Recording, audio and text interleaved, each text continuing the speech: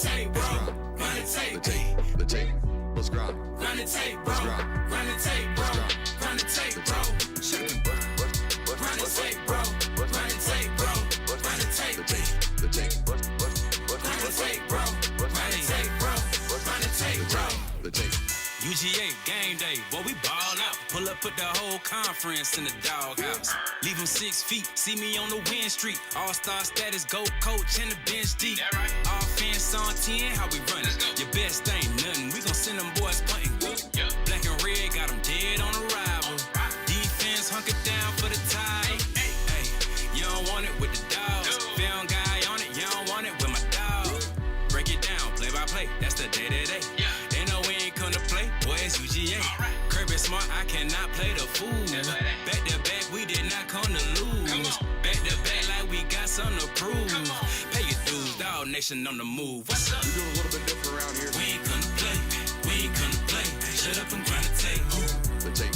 The tape. We ain't come to play, we ain't come to play. Them dogs in your face. Let's grind.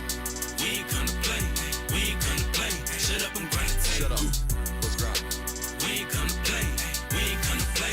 Them dogs in your face. Shut up and grind. Let's grind. Run the tape, bro. Run the tape, bro. Run the tape. The tape. The Shut tape. up and grind. Let's grind. Run the tape, bro. Run the tape, bro. Run the tape, bro. Shut up and grind. Run the tape, bro. Run the tape, bro. Run the tape. The tape. Shut up and grind. Run the tape, bro. Run the tape, bro. Run the tape, bro. Shut up.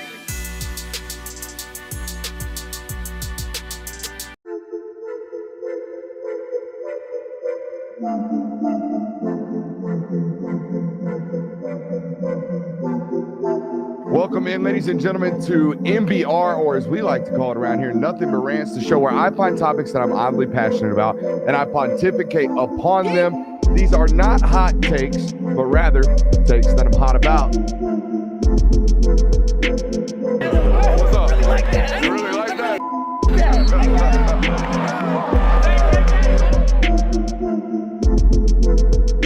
Let's shut up and grind some tape. Still pretty funny, though. What is up, ladies and gentlemen? Welcome in to the Film Guy Network on a fabulous Thursday evening. Last show, best show. As we say around here, hours 7 and 8 of the week here in the off season, hours 9 and 10 of our live streaming content during the regular season. It's going to be our best show of the week. I can guarantee it right here. We got a loaded one for you as always. We got a quarterback poaching story, or at least allegations. Maybe false allegations of a quarterback poaching attempt that went on this offseason. I agree with Brian Kelly, question mark? We're going to talk about that tonight. We got some spinoff topics on the House versus NCAA news that happened this week. We also have a timeline for the potential punishment of the Michigan investigation from the sign stealing scandal. And we are going to play a game with the SEC win totals. It's a great show for you guys tonight. Make sure you're hitting that thumbs up button, like, subscribing, rating, reviewing, all that good stuff. But I want to start tonight's show with a little game I like to call the next step. Okay? All right. I have a group of both players, teams, coaches, programs, you name it, in the world of college football that have to, quote unquote, take the next step in 2025. In other words, if you don't elevate your game or your program, you or your stock is going to be diminished drastically. Do you want to hear my first example of this? Let's hear it.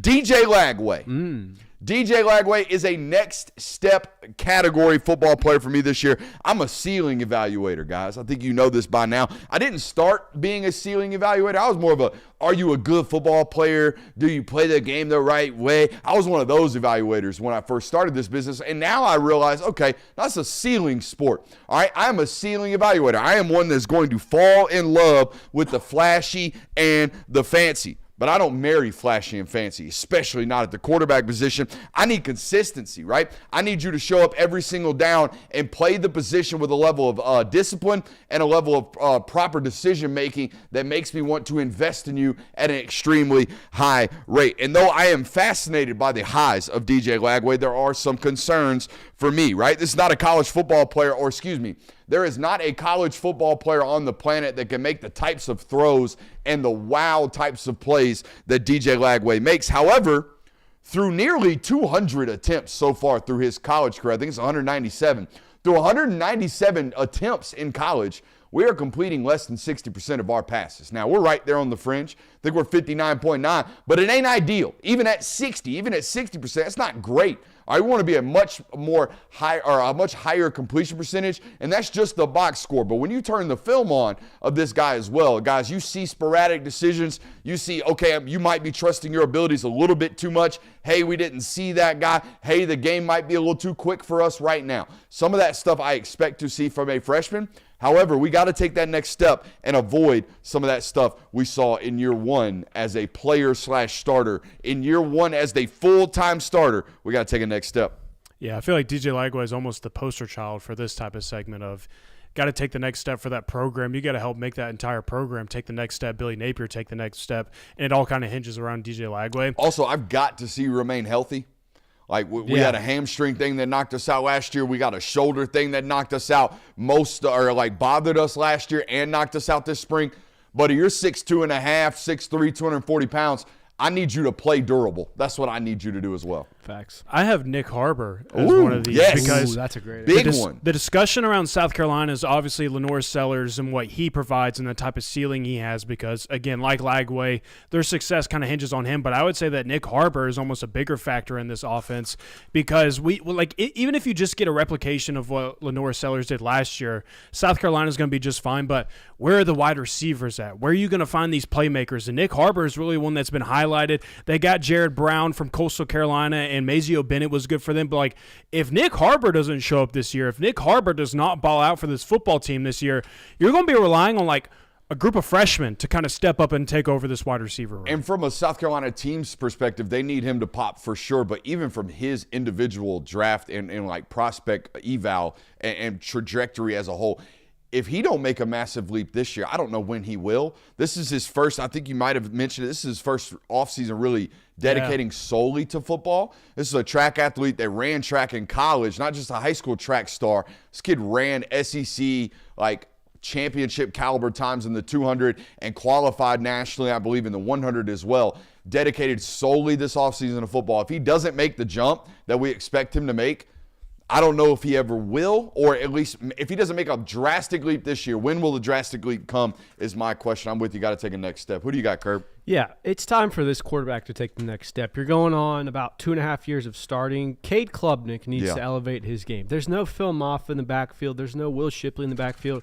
Clemson's probably not going to have a dynamic running game this year. It all hinges on you and if you can elevate your game to the next level. We've seen times, especially in the 2024 season, where he makes NFL-level throws, NFL-level reads, but far too many times it's been like, Clemson can't really move the ball down the field, or what the hell was that throw? He needs to knock those out. With this much experience that you have, it's time to elevate your game. I thought he played exceptionally well against Texas, but I need to see you elevate against great teams. I don't need to see you, Cade Klubnik's leading the last 8 weeks in yards per game against, looks at the schedule, the likes of Virginia and Duke. I got to see you ball like you did against Texas, against the higher caliber of football teams. I think it was like an 18 for 31 for 165 against Georgia, something along that range. We can't be performing like that against the big-time football teams. I did think he took a step midway through the year last year. It started to play much better, but I think if you were a skeptic of Clemson football and of Cade Klubnik, you would point to the schedule saying that's why, more so than the progression of the athlete. Right, and that's why I'm saying, like, it's crucial that you elevate yourself once again and take another step because Clemson's supposed to be a top 3 team in the country this year. Clemson's supposed to be a national title favorite. They're supposed to run away with the ACC. They didn't do any of those last year, and you need Cade Klubnik to be that much better if you're going to do so. I got a coach here making my list of got to take the next step, and he's a friend of the show, Dan Lanning. Okay, I think – now, look, I don't think Dan's – I think on paper Dan's got the 8th, 9th, maybe 10th best team in college football this year. I don't think on paper they are a national championship winning football program. I'm not going to put those expectations on him. However, I do think it's reasonable that first of all, his fan base demand or require they make another playoff this year because the schedule is that, right? The schedule and his roster is good enough to demand 11-1 as a fan base. I think that's reasonable. I also think that puts them as like a 7 or 8 seed in the college football playoff, guys, and I think it will be a disappointment as a 7 seed if they were to lose to like an LSU in round 1 of the college football playoff. If that were the case, I think that would be a disappointment for that football program. I think that is a next step for him. If and when you get to the college football playoff this year, I think it's required that you win at least one game. Is that too much to ask? No, I don't think so. I don't think so. That's the next step for Dan, and I think he's got to do it. We can't just keep making playoffs, Bubba. We gotta when we get there, we gotta be able to win one of those games. I also have a coach on my list, but I think it's a little different because when I say this coach needs to take the next step, I'm not talking about this coach needs to go on and move further into the playoffs. I'm more so talking about the next step in maintaining the success, and it's Kenny Dillingham at Arizona State.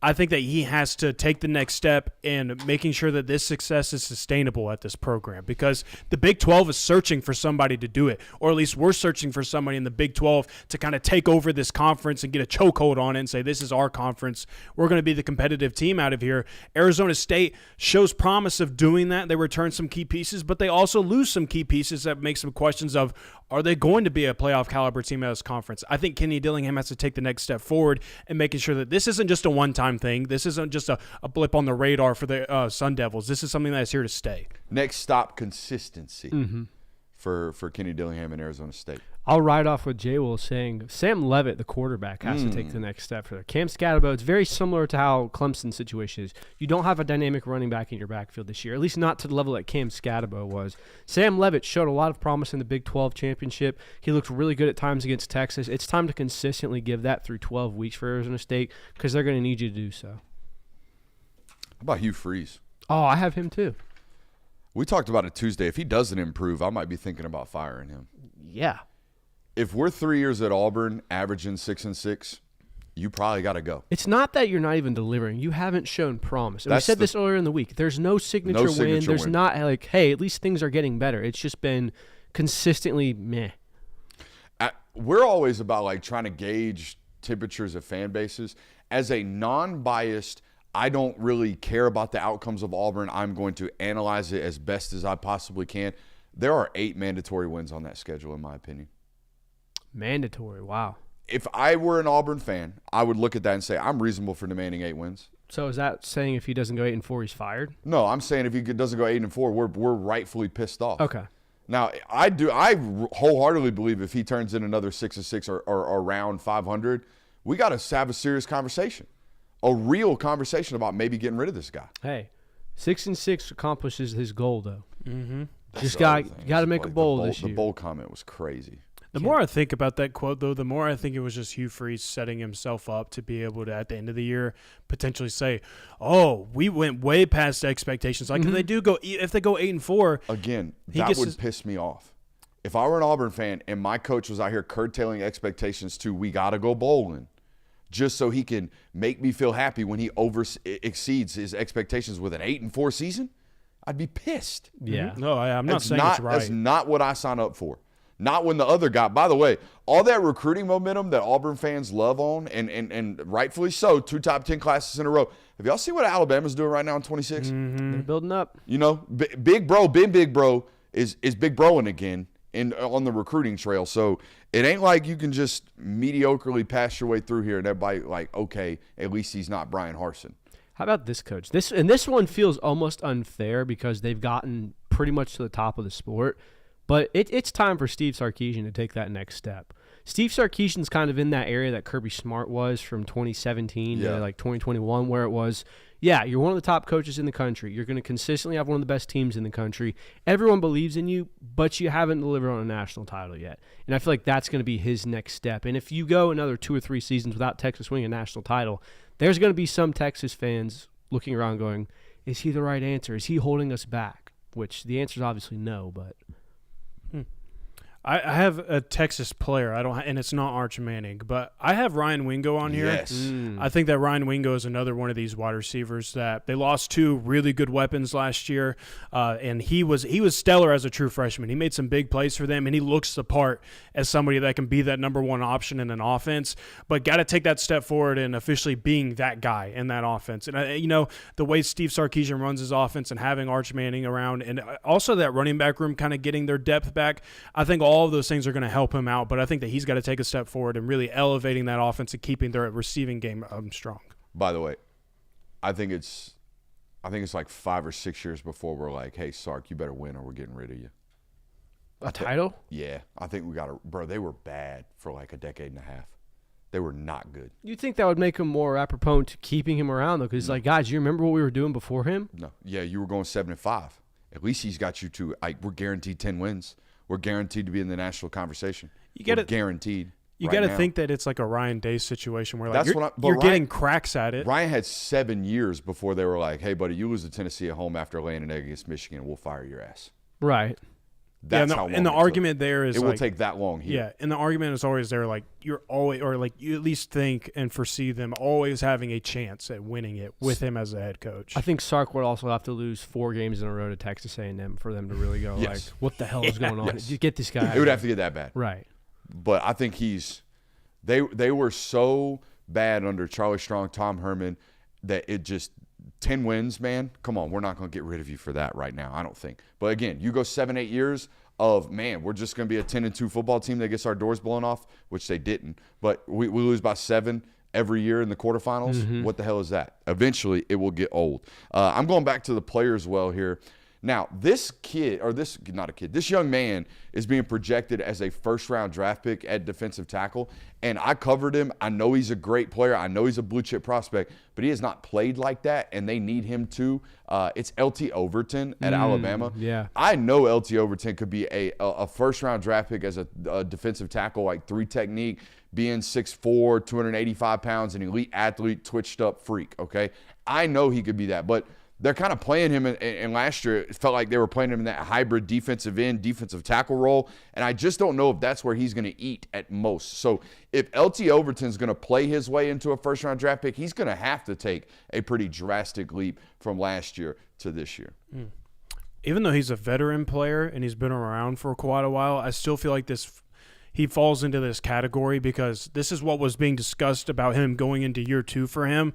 And just kind of the overall setting of the defense by Harold Perkins. Yeah. We got to take that next step, man. We got to be this NFL football player, this NFL prospect that we are, that we have the ceiling to do this. We have all the tools around us. And I think that there were some finicky things going on with him and the defense overall. But I think this year, him and Whit Weeks, both of them, a strong linebacker unit, he's got to show up and show out for them. Did Weeks get hurt in their bowl game?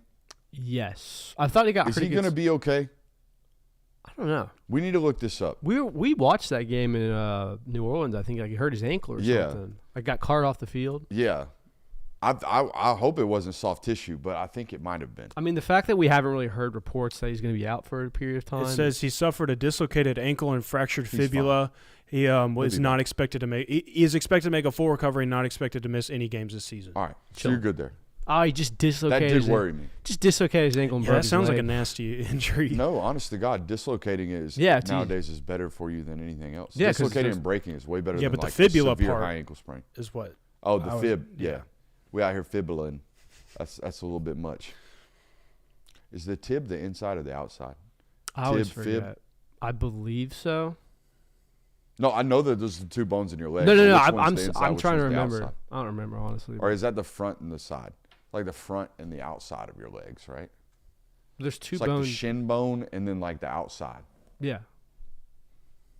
Either way, I've took anatomy a long time ago. This one might catch you off guard because he had a great freshman year, but not as great as the other guys that I think he is in contention for. I think Cam Coleman's got to take a leap in I year almost put 2. him on my list. And here's why. I do think Jeremiah Smith's the best sophomore wide receiver in college football. I think he is in his own little class. But right next to him, literally, on the cover of college football in a very similar class is Ryan Williams. And then over here, distant, with the same amount of talent, had he stayed healthy, would be in the class, is Cam Coleman. I think those 3 wide receivers are dynamic 1-1 in any given class type of prospects. They will be. But Cam Coleman's not in that conversation right now. People don't talk about him in that conversation because I think he was banged up last year. Well, also in his defense, And he plays at Auburn. Cam Coleman didn't have a Ryan Williams-esque moment this year. And he didn't do what Jeremiah Smith did in the playoff run. Like, if Ohio State loses to Tennessee round 1 and Ryan Williams doesn't do what he did against Georgia, you could make the argument that those two aren't on the cover. They would still be incredible players, but the hype around them would not be as much. Cam Coleman didn't have either one of those moments, so I think that's kind of where it is. I think you're right, though. He does need to take a step forward, but I don't think that he's not getting the buzz because of its necessity. Like, Auburn doesn't hold candle to what Alabama and Ohio State are right now. Like, I think Jeremiah Smith and Cam Coleman would be the first X receiver taken off their board in any class in a vacuum. And I think Ryan Williams would be the first Z taken off the board in a vacuum in any class that doesn't include Justin Jefferson in that first conversation or that last conversation, because that guy's a great Z. But, I mean, that's how good I think Cam Coleman is. And, again, to the average fan listening to this today, they think Jeremiah Smith and Ryan Williams over here and Cam Coleman's over here as a really, really good wide receiver. He's a great one. Absolutely. Who else? I've got a guy who took a massive step in 2023 and then proceeded to fall down the stairs in 2024. Mike Norvell has to take another step. Not necessarily because it's, we're close to where we are, but you have to take a step forward because otherwise you're probably not going to have a job come the end of 2025. So that's one I have. I don't have any more. I got two obvious ones, I felt like. I mean, the most obvious I'll save for last, but Kevin Jennings has got to take another step, the quarterback for SMU. And it's not even like, hey, can you be more explosive or can you be more dynamic? Can you be a little bit more boring? You know what I mean? Like, can you just chicken and vegetables your way out of a couple of those drastic, catastrophic turnovers that you had a year ago? We know you're a great playmaker. We know you're great with your legs. We know you're great on the run, throwing the football, getting the ball downfield, being explosive. But, like, can we eliminate some of the holy shit, what just happened to our offense? We're back on defense now type of plays. And if so, I think you're back to where you were last year at SMU, because I do think that lightly of the ACC. Now, the last player on this list, and perhaps the one who has to take the biggest step for his team to meet the expectations that they have preseason. Any guesses? What conference? Big Ten. I think I know where you're going. Go take a guess. Is it a quarterback? Yes, it is. Was he a freshman last year? No, he was not. I don't know then. It's Drew Aller. If Penn State's going to live up to top 3 preseason expectations, it's going to be because their quarterback outplayed what he did last year, okay? And he's going to do it without a first-round draft pick at tight end and Tyler Warren, and with his best wide receiver being two individuals that just transferred in there by the name of Kyron Hudson and Devontae Ross, and a redshirt freshman named Tyseer Denmark. Any of those names ring a bell for anybody on this stage? I've heard of Denmark before. Okay, so they need a lot out of dudes that nobody know a lot about. So if they're going to get a lot out of those people, it's because Drew Aller played a lot better than he played last year. I think another one staying in the Big Ten, another one you could probably say needs to elevate their game this year is Dylan Raiola. He looked pretty good against Nebraska, had some promising games as a freshman, but if Nebraska's going to do what they're going to do or what Matt Rule thinks they're going to do next year, need to have a better season. Are you just being a good teammate right now? I'm being a great You're just being a great teammate right now. Hey, did you know that someone tried to poach Dylan Raiola this offseason? I'm not surprised. You're not? No. I mean, think about this. Poets Society? Dead Poets Society. If you're a college football coach right now and you're saying, okay, we need a young quarterback that's promising and is probably poachable, let's go to the kid that was once committed to Ohio State, then commit to Georgia, and then all of a sudden decommits and goes to Nebraska because he wanted to build his own legacy. That kid's probably pretty poachable, just assuming that his recruitment had some dollar signs involved. So I'm not surprised that there were probably teams coming and knocking and calling Dylan Raiola. It goes before that, though. He played at 4 different high schools. Right. I mean, this guy has been switching teams for his entire career, so much so that he moved across the country to play at a different high school when he thought he was going to Georgia. So, yeah, I mean, by that basis alone, you would think, oh, yeah, that guy, we could probably nab him. We could probably convince him to come join us. So let me read the quotes that this actually came from. I guess Matt Rule was asked about Dylan Raiola on the Jim Rome show. Said, quote, "Man, he is in such a good place. He has so many eyes on him. He has the weight and the pressure of an entire fan base, an entire state of a blue blood like Nebraska. First year you come in, to me, if you're a big-time recruit, it's about learning how to handle the pressure, learning how to handle the frustrating moments. I think he did that really well. The highs and lows, we finished the year on a real uptick. And everyone reached out to him. He could have taken the easy way out and left and gone to the portal and gone to some place where he could start over, maybe where he doesn't have to do as much himself. But he chose to stick it out and fight and came back. I've been excited to see where he's at." So that last little part right there, he could have taken the easy way out and left and gone to the portal and gone to some place where he could start over, maybe where he doesn't have to do as much himself. That tells me a better roster tried to poach him. This wasn't like Tulane trying to poach him. No, and I mean this was a big boy. I would say this was probably USC, Miami maybe. There were even reports that Alabama was sniffing around in the quarterback world this year, so I wouldn't put it past them to at least make a phone It's call. got Texas Tech written all over it. It's got Texas Tech but written does all Texas over Tech it. have that much better of a roster than Nebraska? Maybe. But see, like here's my thing. You mentioned Miami. I don't think Miami necessarily does, but why isn't Miami doing that? Why, if Miami wasn't involved in them trying to poach Dylan Raiola, why aren't you? You're spending $4 million on a one-year quarterback, $4.5 million on a one-year quarterback who's coming off of a major injury. 6 months. Why are we not trying to get Dylan Raiola for the next 2 or 3 years? Why are we not going after that one? If we're going to spend money at the position, why are we doing it for one-year rentals only? Yeah. It's probably a good guess. It probably was a school like Miami, or, there was rumors that he was going to one and done the Nebraska thing and then come back to Georgia. There were rumors. I'm not going to lie. There were rumors about it. I didn't never believe them. No. But there were rumors about it, mostly from his camp, from my understanding.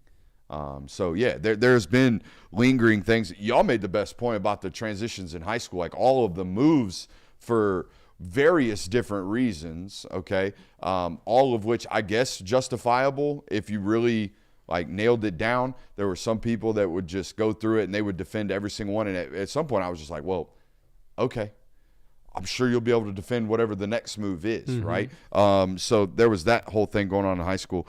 I just don't understand, the pressure of the blue blood recruit at Nebraska. That thing was a little bit weird to me. The pressure and if Dylan Raiola left Nebraska, has nothing to do with pressure. It has everything to do with the fact that they had an NAD offense last year. What does NAD stand for? Not a dude. They had not a dude on the offensive side of the football last year at all. Go watch Nebraska tape. I did. I got notes on it. We're going to pump a film study out right before the season on Dylan Raiola. There was no help for that joker. All right, as a true freshman, he was playing real football at the quarterback position, really progressing through reads, playing the position on time, getting the ball out early, playing with anticipation. Just no help. Not at all. Now, they did some help this offseason. They went and tried to get some overpaid for Dane Key. I hope he helps out a lot. But if he leaves Nebraska, it's going to be because there ain't no help around him. And I think he alluded to some of that, right, where he doesn't have to do as much himself. He's alluding to it. They know the deal, so he's realistic about this. I was just a little caught off guard, but we got people trying to poach Dylan Raiola, and if they were, why didn't they successfully do so? Because he's tied in Nebraska. He's got family ties there. He's obviously, and the NIL check. I'm sure he's not cheap. I'm sure he's not underpaid at Nebraska. Definitely not either of those. Yeah, and the Adidas tie. I have wondered about this. Why is Adidas investing into players? I get the Dylan Raiola thing. He plays in an Adidas school, and he's Mr. Patrick Mahomes Jr. I understand why he wants to sign with Adidas. But why is Adidas spending money on players like Tyler Atkinson and Tristan Keys in high school right now? Those kids ain't going to an Adidas school unless Tristan Keys ends up at Miami. Long-term investments, probably.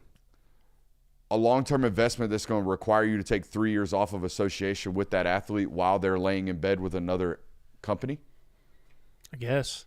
I'm not asking you guys. I run into these questions all the time in college sports. That doesn't make any business sense to me. Why are y'all doing that? It happens all the time. We had a licensing agreement with A&M where that company's paying $17 million a year over the next 10 years to stream softball games. And I'm like, how are you making your money back on this? I don't know. So there's a lot of those that I don't get, that being one of them. I guess my question about this, and the reason it was on the show notes, is what do you guys think about Nebraska this season? What are your expectations for them? Because like I did with the Auburn schedule, I went through this schedule today, and I think there are 9 should-win games on this schedule heading into year 3 for Matt Rule. You should beat Cincy. You should damn sure beat Akron, Houston, Christian, and Michigan State. You should beat Maryland. You maybe should beat Minnesota. You damn sure should beat Northwestern, UCLA. The only questionable games on this schedule, Minnesota, Iowa, USC, Penn State, and Michigan.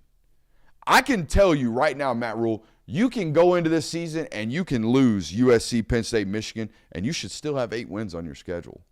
Yeah, I think. I don't think it's unreasonable to expect 8-4 out of this No. team. And again, with everything we've heard, Dylan Raiola is taking his second. He should be taking one of those next steps. Matt Rule has said time and time again, it took me 3 years at Temple. It took me 3 years at Baylor. Should be taking me 3 years now. You're entering year 3. Like 8-4 should be what the expectation is. Floor. Yeah, I mean, and that sounds lofty to say because Nebraska made their first bowl game for the first time in like 10 years last year. But 8-4, if everything about what Matt Rule has advertised himself as, if everything that Dylan Raiola has advertised himself as, if everything that Dane Key has been advertised as is true and lives up to it, 8-4 is the baseline. Well, and I mean, it should be the baseline because while it is the year 3, that would be one proving that you can continue to build up this program and you can make them better and you're showing improvement. But that would also set you up for a perfect window in 2026 to where ideally Dylan Raiola is still on your roster, assuming someone doesn't successfully poach him next offseason. And maybe now at that point you are the 3rd best team in the Big Ten. Also, beat a top 25 team this year. Yeah. It doesn't matter if they're ranked 25th. Beat them. End that streak, first of all. That's priority number 1 in my opinion. Yeah. Guys, I agree with Brian Kelly. This might be a first in show history. Now, it's a layup take, but it is what it is. He was asked about the House versus NCAA settlement that passed this week. And like I said, I thought he had the right answer on this one. He said, quote, progress over perfection. There are going to be a lot of things that are going to have to be tweaked along the way, but this is progress for college athletics, and in particular the sports like football and basketball. We needed some guardrails. We needed clear communication as to, what the expectation is, and I think we got a little bit of that. It's exactly what I said on Tuesday, or maybe it was Monday when the news broke about House versus NCAA actually being settled. Is look, I don't know if Deloitte's actually going to have power. I don't know if there's going to be any rogue agents out here in the world of college football with these new rules. I don't know if there are going to be people who spend all year long trying to circumvent these things and cheat their way to a good recruiting class. However, at least they're having to cheat. At least they're having to circumvent. At least they're having to find ways to win in the margins, whereas used to it was, hey, who can run the biggest super PAC? Who can get in as much pay for play as we possibly can? Now at least we have some guardrails you got to get around. Yes, and I think that this is it's clearly, I think we can all agree, a step in the right direction at the very least. It's all going to pertain to whether or not, like you said, Deloitte can have any power. Because if we remember, about 2020 and 2021, when this thing first dropped that, players get paid for NIL, there would be a clearinghouse. We're like, this is great, this is all going to work out. And then we got to 22 and 23, and teams were looking around going, oh, no one's regulating this shit? We can do whatever we want. Yeah. I don't want that same thing to be happening with Deloitte, but at least like you said, there is some structure right now that appears to be coming. Whether or not that structure is going to hold at all is yet to be seen, but it's definitely a step in the right direction. Yeah, I mean, I think that now that you've gotten here, I think if you made it to where there was only one transfer portal window, I think there would be quite a few issues that are resolved or ideally resolved, what we expect to be resolved as far as what our concerns are for college football. So, yeah, I mean, I think it's great that there is some type of structure, and I think you're getting to a point where the list of things that we think are wrong with this sport are getting a little bit shorter. Look, like I said earlier, we're going to have still in this system, we're going to have rogue agents. We're going to have people who are going out there trying to do something that they're not supposed to do, circumventing the rule systems to find an advantage. However, again, at least now we got somebody to try to go get those people that are cheating or those people that are having a significant advantage in player acquisition. I don't think there's ever been a time in college football, however, where there hasn't been someone with a significant advantage. And there never will be. Ideally, in a magical world, there is. In a magical world, there is a system in place where no one's cheating. We live in a world, look at the NFL. Yeah. Look at the NFL where there's more regulation on that, what you can pay the players, how many players you can take a year, how many players you can have on a roster, who can sign what. The Browns have sucked my entire life. The Jets aren't good. For the most part, there's been the same 4 or 5 teams that have always seemed to have that advantage. Now those teams rotate every now and then, and that's what's happened in college football. I don't think we're ever going to have a world where it's, hey, we have 132 teams out here and any one of these teams can win the Natty. That's not a realistic expectation, unfortunately. I also don't know if it's good for the sport to have such parity. And listen to me here, okay? I think NBA was at its popularity when they had dynasties. I think the NBA was at its highest point when everybody was like, shit, when is someone going to beat Golden State? You know? I thought most people tuned in to see the great teams, not to see 7 different champions every other year. You know? I don't know if that's like people say they want a Cinderella story. Bullshit. You don't want Holy Cross playing for a college basketball championship. You don't. You want to see Duke versus North Carolina. I know you do. The ratings tell me you do. I think fans want Cinderella stories every so often. Yeah, I think fans want Cinderella stories until it F's up the outcome of did we actually get the best team. Right. Every now and then when we get the TCUs or Cincinnati makes the Super Bowl, like that's fun. But when it's every year, it's like, I don't know. I mean, the NBA is a perfect example of this now. Like the Pacers and OKC. OKC was a great team all year, but it's 2 completely different teams that we've seen. Yeah, I don't think anybody would have ideally selected the Indiana Pacers to be in the NBA Finals this year, but they're 2 games away from winning the championship, so what can you say about it? Should I get heated up? Oh, what are you getting heated up over? I don't know. I think I'm gonna temper my tone here because I'm talking about a colleague. I don't know this person. I don't even know who wrote this article, but at the end of this segment, I'm probably going to sound pretty pretentious and sound like I'm coming after somebody. So I'm going to get out in front of it and tell myself, calm down. Calm down. Because this is a topic that I see differently than everybody else, apparently, and I don't like this. And everybody else is like, oh, it don't matter. You still got to play football. So Michigan timeline for ruling and potential punishments has been released. I'm going to do a couple things in this here segment while trying to maintain my sanity. I want to give you the news that was actually reported today, and I want to give my opinion on the journalism used to relay this news. First and foremost, let's give you the news.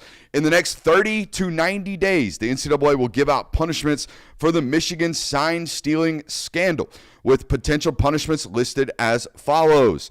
Potential further suspensions for Sharon Moore. Remember, he suspended himself for week 3 and 4 of the regular season, ironically missing the 2 games against Power 4 teams, coaching or not coaching the mid-major games, and then coming back for, I think, their 5th game against Oklahoma, another Power 4 football team. But nonetheless, I digress.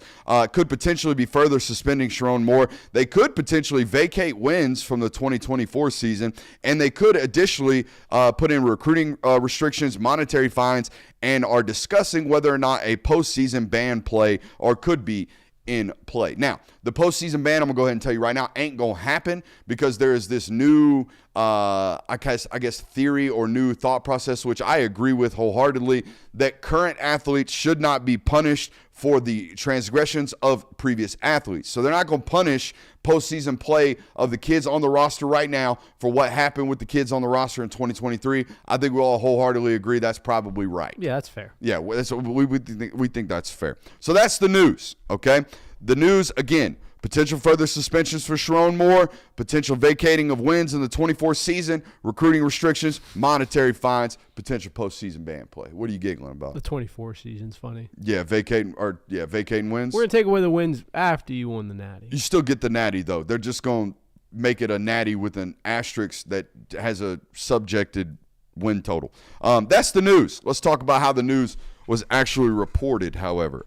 Granted, I understand that what I'm going to be reading to you, the quotes that I'm going to be reading from this article, was written by a Michigan-based team site. Okay, so perhaps this isn't me necessarily criticizing the journalism, more providing a non-objective form of reporting this news, or at least trying to. I want to read a couple things to you. Quote, there have been multiple suspensions, firing, and resignations within the football program since the news of this scandal broke. But Michigan did also win a national title. Some would say that's more than a serviceable trade-off. That article, or that paragraph right there, written by a journalist covering Michigan, answers any question I ever had of, is this a worthy trade-off? Are you okay with your team just cheating and creating a massive scandal that leads to firings, that leads to suspensions, that leads to potential vacating of wins? Are you okay with that as long as you win a national title? Resounding hell yeah up in Ann Arbor. And before, for sure. I was going to say, before we point fingers at Ann Arbor, 95% of colleges would be like, yeah, we don't give a shit. Don't? 95%? I'm okay with it, especially if you haven't won in 50 years. Mm-hmm. If you haven't won a national title in 50 years, you can sell your soul for one. We're cool with it. Resounding yes. More than a serviceable trade-off, in fact. More than. More than. So, yeah, in case you were wondering, Michigan folks don't care. Trade the integrity for the championship, 100%. Suspensions, firing, scandals, as long as we win. Another quote I got for you. Quote, some of these potential penalties might feel steep to many inside and around Ann Arbor. It's simply a baseline, and it remains to be seen if the NCAA tries to bring the hammer down on the Wolverines. There's a ton of options on the table at the moment. Michigan fans and college football fans as a whole are ready to put this scandal in the past. Ooh, don't know about that. You guys ready to put this one back? No, I would You guys rather ready not. to just ignore this one? Hey, everybody around college football, y'all ready to stop talking about how Michigan cheated? Y'all good? Not yet. I'm not ready. I mean, it's been since 2023 we've been talking about this shit. And everybody just got, it ain't that big of a deal. It ain't that big of a deal. Nah. We ain't worried about it. Biggest cheating scandal in college football in a long time, but we ain't worried about it. I'm sure that they're tired of talking about it because there's every single time someone brings it up, you feel like they're judging your national title or questioning your national title and the validity of it. So, yeah, I'm sure they are tired of talking about it at Michigan. And I was going to say, I didn't have a problem with this article up until that point. Because, I mean, look, college websites of your team are going to be inherently biased. That's understood. The Tennessee website's biased for Tennessee. The Georgia website's biased for Georgia. That's understandable. But when you say Michigan fans as well as everyone else agrees with us, brother, you're being very presumptuous right now. Rather presumptuous. The rest of the college football fans as a whole, nobody. Everyone agrees with us. We're Michigan. We did nothing wrong. Yeah. Cry about it. My whole thing with this is, and I'm going to say that this was completely worth it for Michigan, but not just because it ultimately ended up in a national title for them, but because they picked the right window to do this in. Of all the teams that you could have picked to do this with, you picked the one that could go all the way and could win a national title. And because we've seen what Michigan has been the last couple of years. It's not up to that caliber. There's been quite a drop-off. There's been a steep drop-off, if you ask me. And that drop-off was not because there was all of a sudden cheating allegations around that program. Like, the caliber of players you have on that roster isn't because Jim Harbaugh and the staff got accused of stealing signs. No, that's not why. There was going to be a drop-off after that season, regardless of if you won a national title or not. So the fact that you picked the right one, you ended up guessing the right year to do this, and it worked out in your favor, then yeah, it is worth it because you haven't been very good the last 2 years. I think reports of them stealing signs started like week 5 of that 2023 season. Does that sound about right? So let's say they vacate the first 4 wins of that season. And the national champion in 2024 has 4 vacated wins. Well, correct me if I'm I don't wrong. care about what Michigan fans think. What does the rest of the world of college football look at towards that 2023 season? If the NCAA deems we have to vacate 4 of those wins, what do we do with that? And you didn't legitimately win a They'll title. view it the same way that they have always late. Yeah, you won, but you won cheated. But correct me if I'm wrong. That report says they'd vacate 2024 wins. The season of 2024, the year they won the title, right? No. They won the title in the season of 23. Oh, so they're going to vacate last year? I don't give a shit Yeah, about that's that. why that's why I was like laughing And that's about stupid it. because That's stupid as hell. Why are you vacating the team that went 7-5? Yeah, and in that article it mentions how they usually don't vacate a national title because they don't do postseason bans because they don't want to punish players on the roster that weren't part of that team. So why would you punish last year's team for what the team before them did? Yeah, you're going to take Davis Warren's wins? That's crazy. That's what I'm thinking. That's why I was so shocked when it said 2024. Like, that has nothing to do with 2023. So, but again, we accepted a while ago that this was not going to be as viewed as earth-shattering as we thought it should be. I am still disappointed, though, that the chat can't decipher the difference between cheating to get players onto your team and then cheating to get the outcomes of the field or when the players on the field to change. Can we not see the difference between that? One is cheating to get players onto our team. The other is cheating while the players that are on our team are on the field. There's two totally different types of cheating, in my opinion. I mean, yeah, but cheating is still cheating. Cheating is still cheating. So there is that I'm with argument. I'm with you. But it's also when you're cheating to obscene levels like no one else is. That's where the issue lies, I think. Yeah, when we're, again, like the whole I got a dude in the box with binoculars trying to steal the opponent's signs while we're playing football. That's one version of sign stealing. And then there's another one who's got like 35 transactions on Venmo paying staffers to go advance scout bowl games of teams that we might play in the playoff.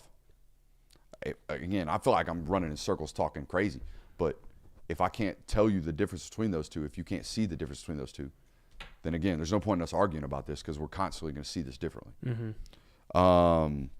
SEC win totals, boys? Let's do it. This will be fun. So here's what we're going to do. All lines are provided by FanDuel. Tonight, there are 16 SEC member schools. We're going to take a look at the SEC win totals, and here's how this is played.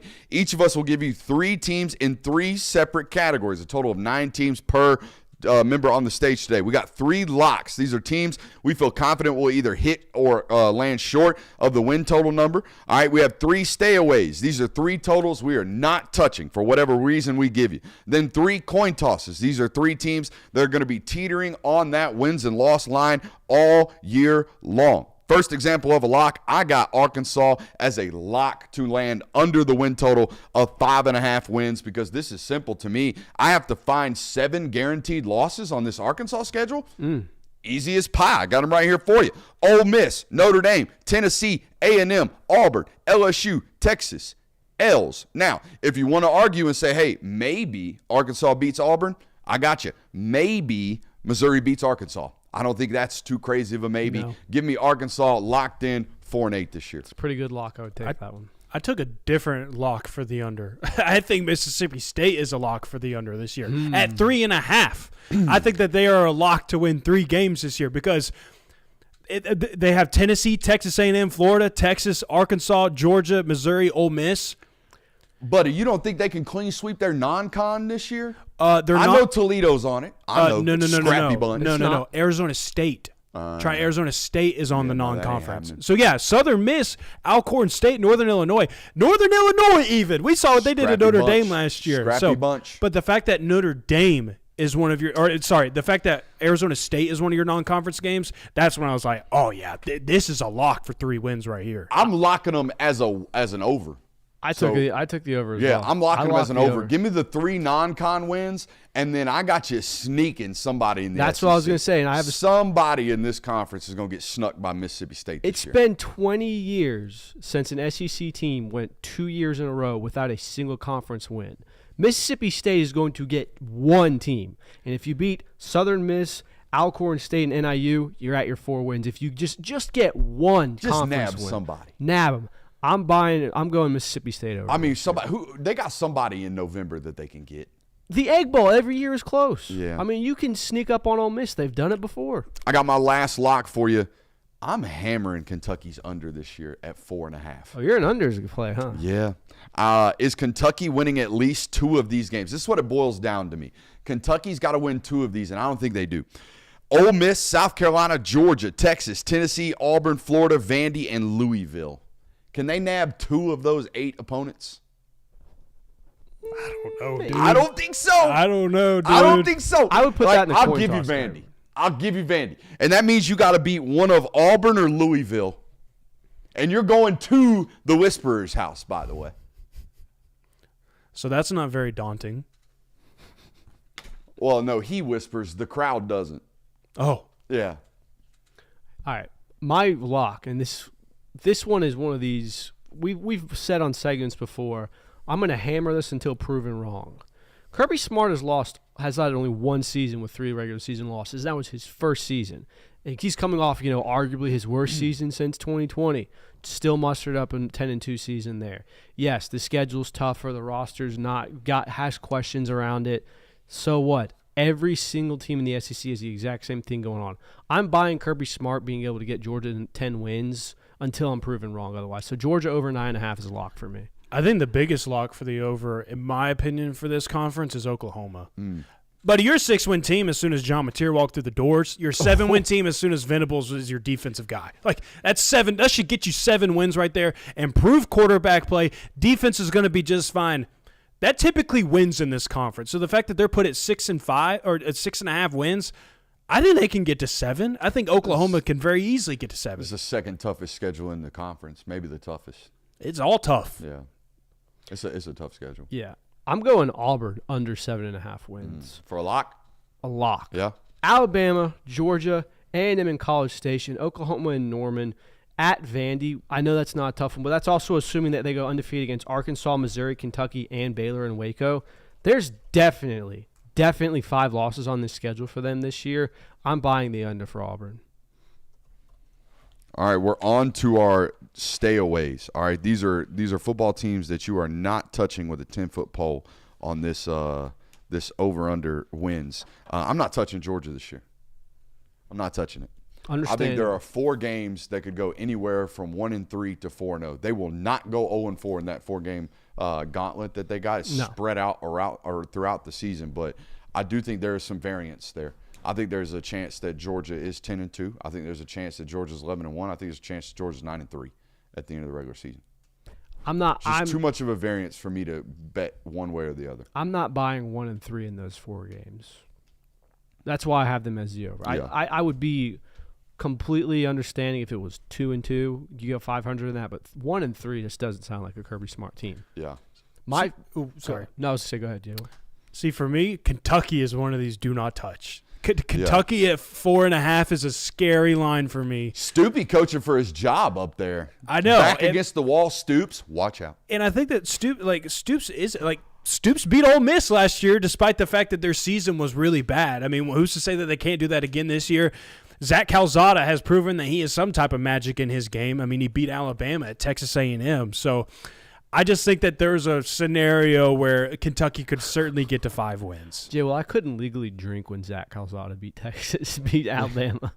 Yeah, neither I was could still legally drinking when Texas A&M beat Alabama. Hey, man, I mean, he's still playing college football, though. Rules still, but at the same time, the reason why I won't touch it, I could also see them only winning 3 games. Yeah. Yeah, I have South Carolina as a stay away for me this year. There's way too many, quote, they could lose that game. I stayed away so far, I didn't even put them on the list. Yeah, they're one of the 7 I didn't talk about. The worst thing about South Carolina is if you bet their win total is you might be feeling really good halfway through the year, but the next 6 weeks are going to be absolute hell for you on Saturday because you're going to have straight cheek clinchers for the remainder of the year. Take this just individually. Could you be convinced that they lose at least all of these games? You know what I'm saying? Yeah. At Missouri, at LSU, Oklahoma, Alabama, Ole Miss, at Texas A&M, Clemson. I am so out on Missouri this year, I would take them off that list. But the other 6 names on that. That's still 6. Yeah. That's a lot of toss-up games. I mean, you got to go 4-2 off that list to beat the 7-5. So, ooh. Shane Beamer might have his best roster since he's been there and go 7-5. Dude, there's a chance that he could go winless. And overachieve. There's a chance he could go winless in the second half of the season, outside of, I think it's Coastal Carolina they play. Yeah, they get Coastal before Clemson. They could go like 1-5 to end the year. Oof. It's plausible. Like you can look at the schedule and be like, honestly, I could see it. It's not that crazy. I'm staying the hell away from Alabama. I'm with you on that. The schedule is manageable. Okay, I think there are 2 really, really like toss-up games in there. I'm giving them wins everywhere but Georgia and LSU, and those are toss-ups for me. Every other thing on the schedule, I expect Alabama to win. I will go in saying Alabama is the favorite right now on paper preseason. But the other ones, like I said, the Georgia game and the LSU game for right now on paper are toss-ups for me. But the other thing about him, and you can't deny it, the Vandy game was very, very concerning. The Michigan game was very, very concerning. The second half against Georgia, concerning to me as a coach. Oklahoma, very concerning. Those are the reasons why I'm not touching you until I figure out that you have consistency in this conference. I have Texas A&M on mine I'm staying away from because I think they are a 7-win team at the very worst, but they lost a lot on defense, and I know that they brought in some help from Marcel Reed on that offense, but I just don't know if I trust Marcel Reed just yet to be saying that's definitely an 8-4 football team right now with him as a starter. I think they're going to be talented, but I think there's also going to be some ups and downs for that football program. It's year 2 for Elko. Can I, for the love of God, get some consistency out of A&M? Even if they were a consistent 500 football team, I'd be okay with it. Lose to the teams you're supposed to, beat the teams you're supposed to. They haven't been consistent since they joined the SEC. No, they haven't. No. Except for that 1 year under Jimbo Fisher where they were consistently dog shit. No, there was that 1 year during COVID where they were 10-1. Right? But and they kind of got snubbed out of a playoff. But even then, didn't they get beat by they got killed by Alabama. That's what it was. Like murder. They got thraxed out of nowhere. Like their corpse was dragged around the field for 2 quarters. So, I mean, the snubbed out of a playoff. That was the year Dan Mullen blamed the Texas A&M loss on fans. They have too many fans in the stands. You remember that? I'm going to call to the SEC and say that they broke COVID 2020 rules. Dan Mullen was on a heater, dude. Yeah, he was. 2020 Dan Mullen might be one of my favorite coaches. They have too many fans in the stands. I also showed up after losing a game to Missouri in a Starship. No, he beat them. Darth Vader. I'm gonna start a fight at halftime. Start a fight at halftime, then be Darth Vader after the game. Yeah. That's right. Would we say on a heater or just off his rocker? Because I think it's more so like heater. this man is insane. Also, basically being quoted or paraphrased as, "I don't care about recruiting." Yeah. Then after we beat Georgia, have a really good season, shit the bed against LSU. We all know that happened. Oh, season ended 6 weeks ago. Season ended 6 weeks ago. That was the start of the I'm off my rocker. We don't care about the Oklahoma loss. Yeah. 2020 Dan Mullen, legend. I'm not touching Vandy. Yeah, Understandable. I'm skeptical too. Aren't they like 5.5 wins? 4.5. 4.5. That's like Vandy expectation territory. That's why I have him as crazy. a coin toss. Yeah. I have him as a toss-up for me. I could go either way here. Like, I might just for the hell of it say, I'll put some money on Vanderbilt winning 5. The coin tosses to me were more of a category of teams where, like, your schedule is set the way where we're going to be flip-flopping whether or not you're going to make this all year. For example, LSU schedules like that. LSU schedules start, middle, end is very, very troublesome. Yeah, I mean, you have to – basically, here's what I have a coin flip for. You have to go 4-3 against these teams. Clemson, Florida, Ole Miss, South Carolina, Alabama, A&M, Oklahoma. And those are ping, ping, ping, ping, ping, just it's all over the scattered place. across their, all over the their place. schedule. So it's like you basically go 500 with that. It's a toss-up. Game of our life, cupcake. Game of our life, cupcake. Game of our life, game of our life, cupcake. That's what LSU's schedule looks like this year. Pretty much. I'm staying away from the Florida Gators.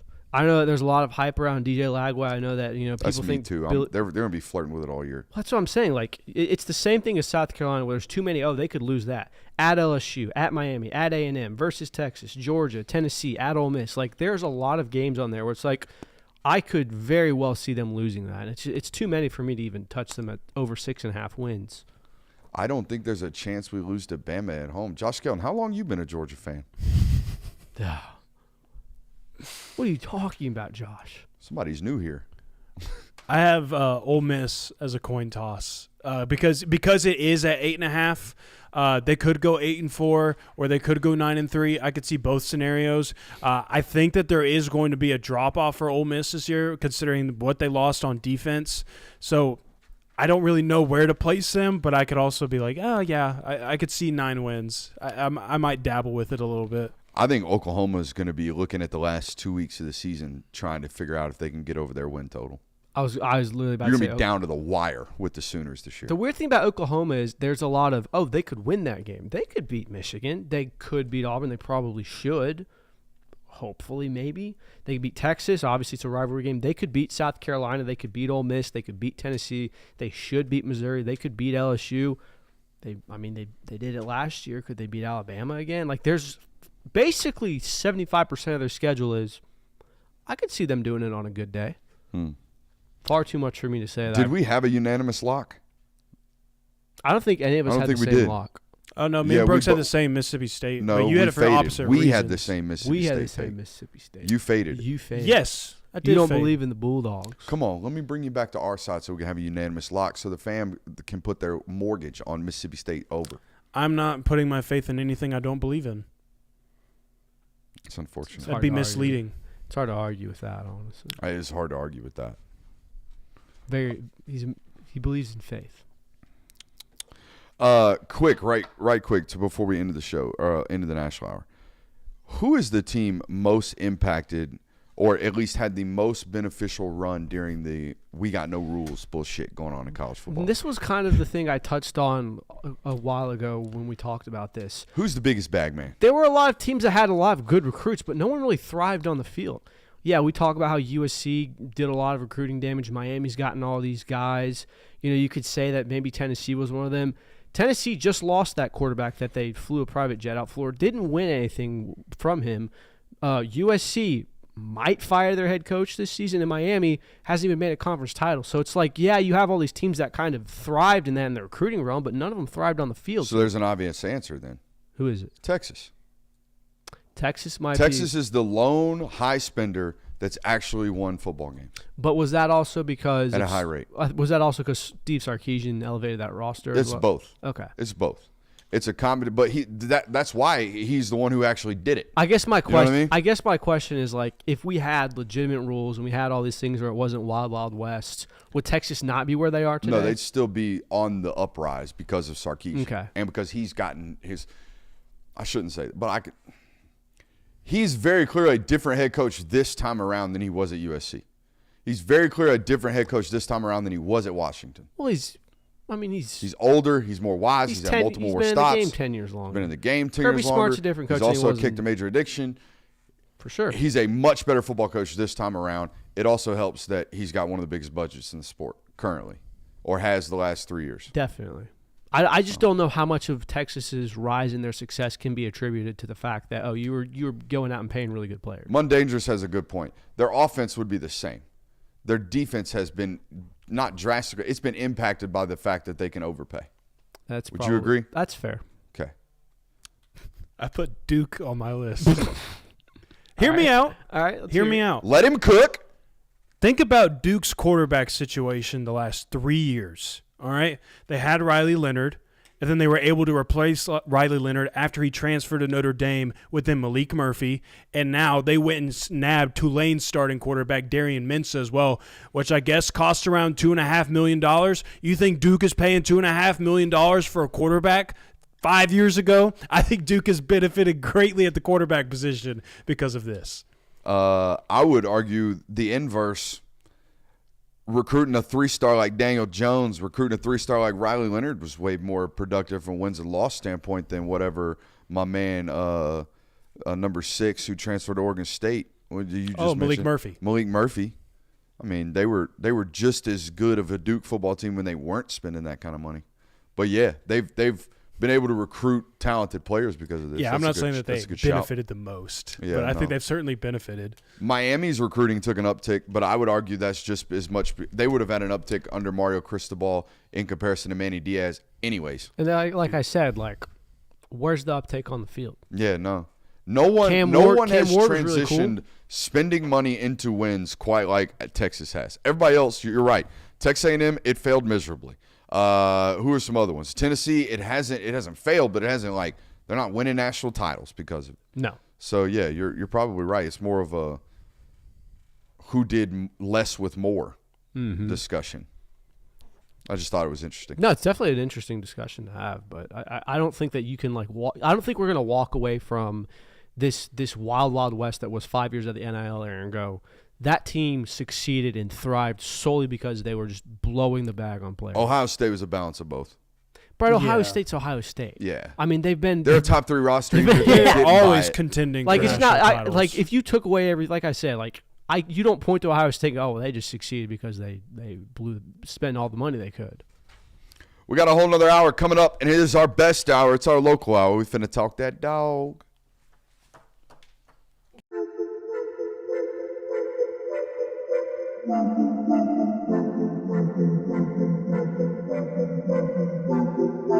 Welcome into Talk the Dog, the show where we find a bone to pick and a take to give. These are not hot takes. These is dog takes. Can I talk that dog? What's up? You really like that?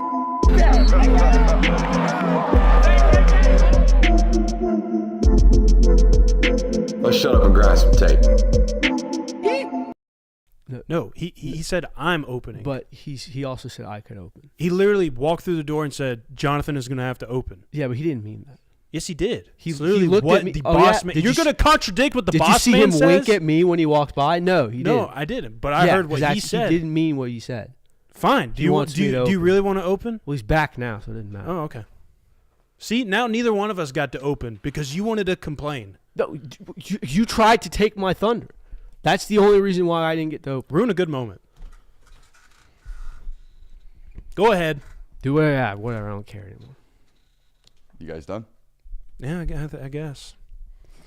Welcome in, ladies and gentlemen. We got a whole other hour for you guys. We're finna talk that dog. We got a commitment to review. Zyke Helton, offensive lineman out of Carrollton High School. We got an OV weekend coming up with some pretty big names to talk about tonight. We got nostalgic tape. We also have, most importantly, questions from the Discord, which I'm extremely excited to go over tonight. We got some good ones to talk about on the local hour. But let's first and foremost take a look at this Zyke Helton commitment. Offensive lineman, like I said, out of Carrollton High School. I first discovered Zyke as an 8th grader, a rising freshman at Carrollton. Guys, when I tweeted Zyke Helton out as a quote-unquote name to know, he had 2 followers, me and Joey King. He is now a Georgia commit 3.5 years later. But in between that is an even more interesting story other than like me just telling you like I discovered this kid. In between that's a much more interesting story, okay? When I first saw Zyke Helton as a rising freshman at Carrollton, as an 8th grader, he was 6'1", 310 pounds. By the spring of his sophomore year, 18 months later, he was 225 pounds due to an intestinal disease that he came up to have, okay? So we lost almost 100 pounds like that, all right? As a 225-pound sophomore, he continued to rack up SEC offers because he was playing that good of football, and people were hoping that eventually he would put the weight back on. As a rising senior right now, he's 285 pounds, okay? I had a source text me yesterday that at 240 pounds last summer, he had a better rep-for-rep camp than any other player that they had all summer long at 240 pounds. Wow. Okay, so that's how, like, good of a football player he was at a considerably undersized athlete. He's still technically considerably undersized for Georgia. Okay, so 6'2", I'd say he's about 6'1 3/4", 285-pound athlete. This is a football team that in 2024, for example, signed an entire class that averaged 6'6", 315 pounds. Okay, so it's a total different eval than what they normally do, which tells you how good of a football player, not how good of a prospect, how good of a football player this young man is. He's got elite feet and really, really, really strong hands and a strong core. Let's go to the film and grind, the tape. Let's go to the film and grind. That's a new one. Let's go to the film and grind. Let's shut up and grind the tape. Is that better for you, Curb? That's fine. Now, at Carrollton, played tackle because it's high school football. Our best players play tackle. He's going to play center or guard when he gets to Georgia. Okay, so that's worth noting. All right, let's take a look at him. He's over there at left tackle, I'm pretty sure. I would imagine we're going to see immense athleticism here, ladies and gentlemen. And as we say that, we get a good clip of him out on screen. Did you see the spin in the middle of that, by the way, Kirby? Whoa, yeah, I did. I love the spin in the middle of this. Watch this. When we realize, okay, that guy's not mine, I'm going to spin, keep my feet, go find some work. We were at this game doing Friday Night's Mike, by the way. We'll probably see my fat butt on the sideline somewhere over there. I was going to say the weight issue was definitely present in the first clip. Yeah, this is him playing defense, and you can see, I mean, he looks like he's 260 pounds right here, guys. Ooh. Yeah. He's a great athlete. That's what I'm saying. Tremendous athleticism in his feet. Never going to be in a bad body position on the high school level. We need to charge our camera over there, B. Do you have a numbers on who gained the most weight after they got to Georgia on campus? Now, gaining weight, historically, kind of a problem for this football program. Mm-hmm. Not a problem.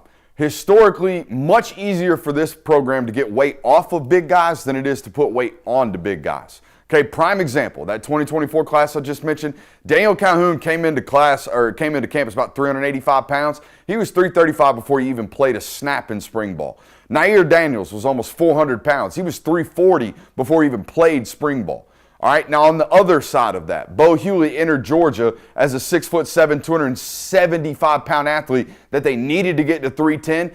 He's kind of just now getting to 310, okay? So, but this athlete, totally different, Kirby, because our growth in terms of weight gain was so stunted, and we know that this guy has been 300 pounds before. Right, that's why I'm kind of wondering, could he be one of the ones where it's like, oh my God, this guy gained 40 Jumps pounds. quickly. Yeah. I think maybe, but I wonder why it's coming on quickly now. You know what I mean? We're playing like 250, we're like 285 right now, so it's back on, and I think they did a good job of progressively putting it on. Yeah, you don't want to go too fast. Yeah, you definitely don't want to throw all that weight back on too quickly. It'll mostly be bad weight if you do so. Here he is again at left tackle. The frame is definitely there. Yeah, no doubt. And I wonder how much, like, are we still going to move like this when we are 300 pounds again? And you see the finish and the just general strength this athlete has. Yeah, we rolled over. Great kid, by the way. I mean, I know that goes without speaking. I know sometimes people don't care to hear that, but, you know. And what you're talking about, Kirby, is like the 200 and let's say we're carrying 260 right here. It's not an ounce of bad weight in that body frame right here, okay? So we don't have to worry about taking fat off before we put muscle mass back on. No. We're just going to put it all on. When you're a lineman and your stomach isn't hanging out of one of those tight jerseys, you're probably in pretty good shape. You ain't got the Dunlap yet. No, Dunlap has not come yet. Oh, good little spin. Finish. Oh. Did you see us poke at that ball right there as well? Shout out to the quarterback for holding on to that ball. Yeah, it's Woodward. That's a good football player right there. Watch him swipe at this ball right here. Fah! That tells me we got some football acumen about ourselves, Instincts. okay? Yeah, instincts, as other people would say. I was at this game, too. This is them against Parker, the big school out of Alabama. You know what I like about him? I'm trying to see where I'm at. What? What do you like? Once he gets a hold of you, it's very hard to get off of him. Oh, yeah, strong-ass hands He's very here. sticky. I'm pretty sure pretty sure Joey told me this spring this is a plus 500-pound squatter, a plus 315-pound power cleaner, and a plus 400-pound bench presser. They're pretty strong. That's pretty strong. By the way, those 3 core lifts, if you're over 1,000 pounds, you're considered an extremely strong high school football player. If you're over 1,100 pounds, you're a super freak. If you're over 1,200 pounds, you're a behemoth. Or you're Jonas Walton. A lot of defensive clips here of him being a great athlete right there against Douglas County. Mm-hmm. Oh, yeah. Show some hypeness. I love it. That's a playoff game right there. He's getting lit. It's him against East Coweta. Playing defense. I didn't realize he played as much defense in this game as he did. Good sack right there. All right, we good on the tape? I like it. It's another big game right there. That's a lot of people watching that. Some field goal block? What's going on here? Oh, we about to block a field goal. I guess we better watch it. No, he's blocking for the field That's goal. what I'm saying. We're about to block a field goal. Get up there. Oh, he's going to run him down. Yeah, we got some really good movement skills right here from 52. Oh, yeah. Oh, yeah. Did you see it? You didn't react like you saw it. I did Did you see it? He murdered a human. Watch here. Here he is right here. Poor guy. Okay, he's going to pick up that ball and find a heater. Poor guy. And jump over him. Did you see the hurdle over the dead body? We got a great athlete right here in this football player. We're going to see him on punt coverage right here. Is he about to make a tackle on punt? No, he's about to fake. They got a fake for the big fella. Oh, he's running it. Holy shit. He ran out of gas. He acted though. like he was better. No, he was high stepping, about to he give him was a little setting him up. shimmy. Yeah, he was setting him up. That's a big boy. He's carried the football a time or two in his day, isn't it? Look at this. Let's up. I'm fitting to put a move on you. Not psych, I'm gonna run you over. Good play by that DB right there. Just cut him down. Cut him down. We want no smoke. Should we stay here? We want to go back to the desk. Stay here. Let's stay here. We don't want to watch nostalgic tape while we're here. Or no, we want to introduce to Terry's favors. All right, let's do this in a second when we actually talk about this guy. All right, let's go back to the desk. Okay, so that is Zyke Helton as the third offensive line commitment in the 2026 class. Now, I do want to talk about this because I am slightly concerned. Okay, not totally concerned, slightly concerned about what's going on in 2026. I think as of right now, you've got 3 really, really good football players, right? I think my man Zach Lewis, really good football player. I think my man Graham Houston, really, really good football player. I think Zyke Helton, really, really good football player. Those are 3 what I would call high-floor football players, okay? But if I told you today, I don't think any 3 of those people are safe bets to be first-round draft picks, would you guys agree with me? Yes. I wouldn't disagree with you, no. There's a world where one of them could be, but most likely neither of those 3 football players is a safe projection into the first round. This is the University of Georgia we are talking about, okay, who for this is the first time in 4 years they haven't had a first-round draft pick on the offensive line, okay? So normally this team is loading up blue chippers, okay, loading up football players that we think might be able to one day project into a first-round draft pick.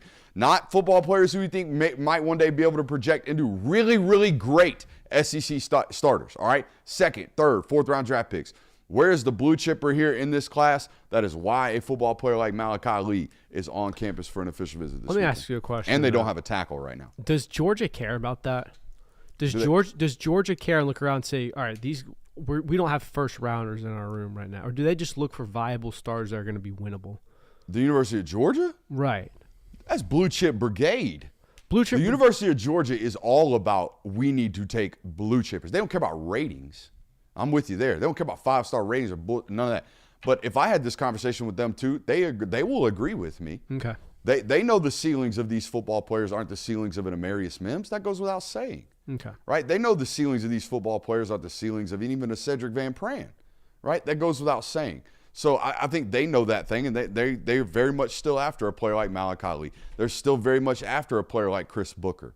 Right? Those are football players with high ceilings. Now, good news, like I said, they're still after some of these players. Bad news, in this class, a blue chipper at tackle is overpaid, and we've told you they do not overpay. So it just might be one of those situations where you have a class where it's just, hey, we got really, really good football players in here. Maybe we don't have one great one. Mm-hmm. You know? Fair. Okay. So, and again, I think that's a byproduct of the class as a whole. It's a byproduct of 2026. It's a byproduct of there is no blue chipper in state, guys. We've talked about this in this class, right? Chris Booker is the most projectable, might be a first-round draft pick at tackle. He's committed to Alabama right now. Everybody else is fitting this category of that guy could come play for us. He might be really good one day. Who's the great one? We'll see if they can land Malachi Lee this week. His official visit's already started. We got photos in the Discord of them walking around in downtown because you ain't walking around in Athens with a 5-star offensive tackle without people noticing. Mm-hmm. Especially this time of year. Especially this time. Quite dead there. Yeah. Is it raining? Mm-hmm. Yeah, dude. It's about to pour. Thunderstorm. We finna get it? Oh, yeah. That'll be fun. It is OV weekend, like I said. Malachi Lee in town this weekend. Tyler Atkinson in town. We know that for a fact. Jared Curtis coming back to town, I've been told. We know Derek Cooper is going to be in town this week as well. We know there are some really, really big names and important names. One of those names I want to reintroduce you to, or on this channel actually introduce you to, because we have not watched Terrius Favors tape, and I'm going to go ahead and let you know. Terrius Favor is from Carver in Atlanta, not Carver, Columbus. He's in Carver in Atlanta. And this, to me, is shaping up to be a Vance Spafford insurance take, okay?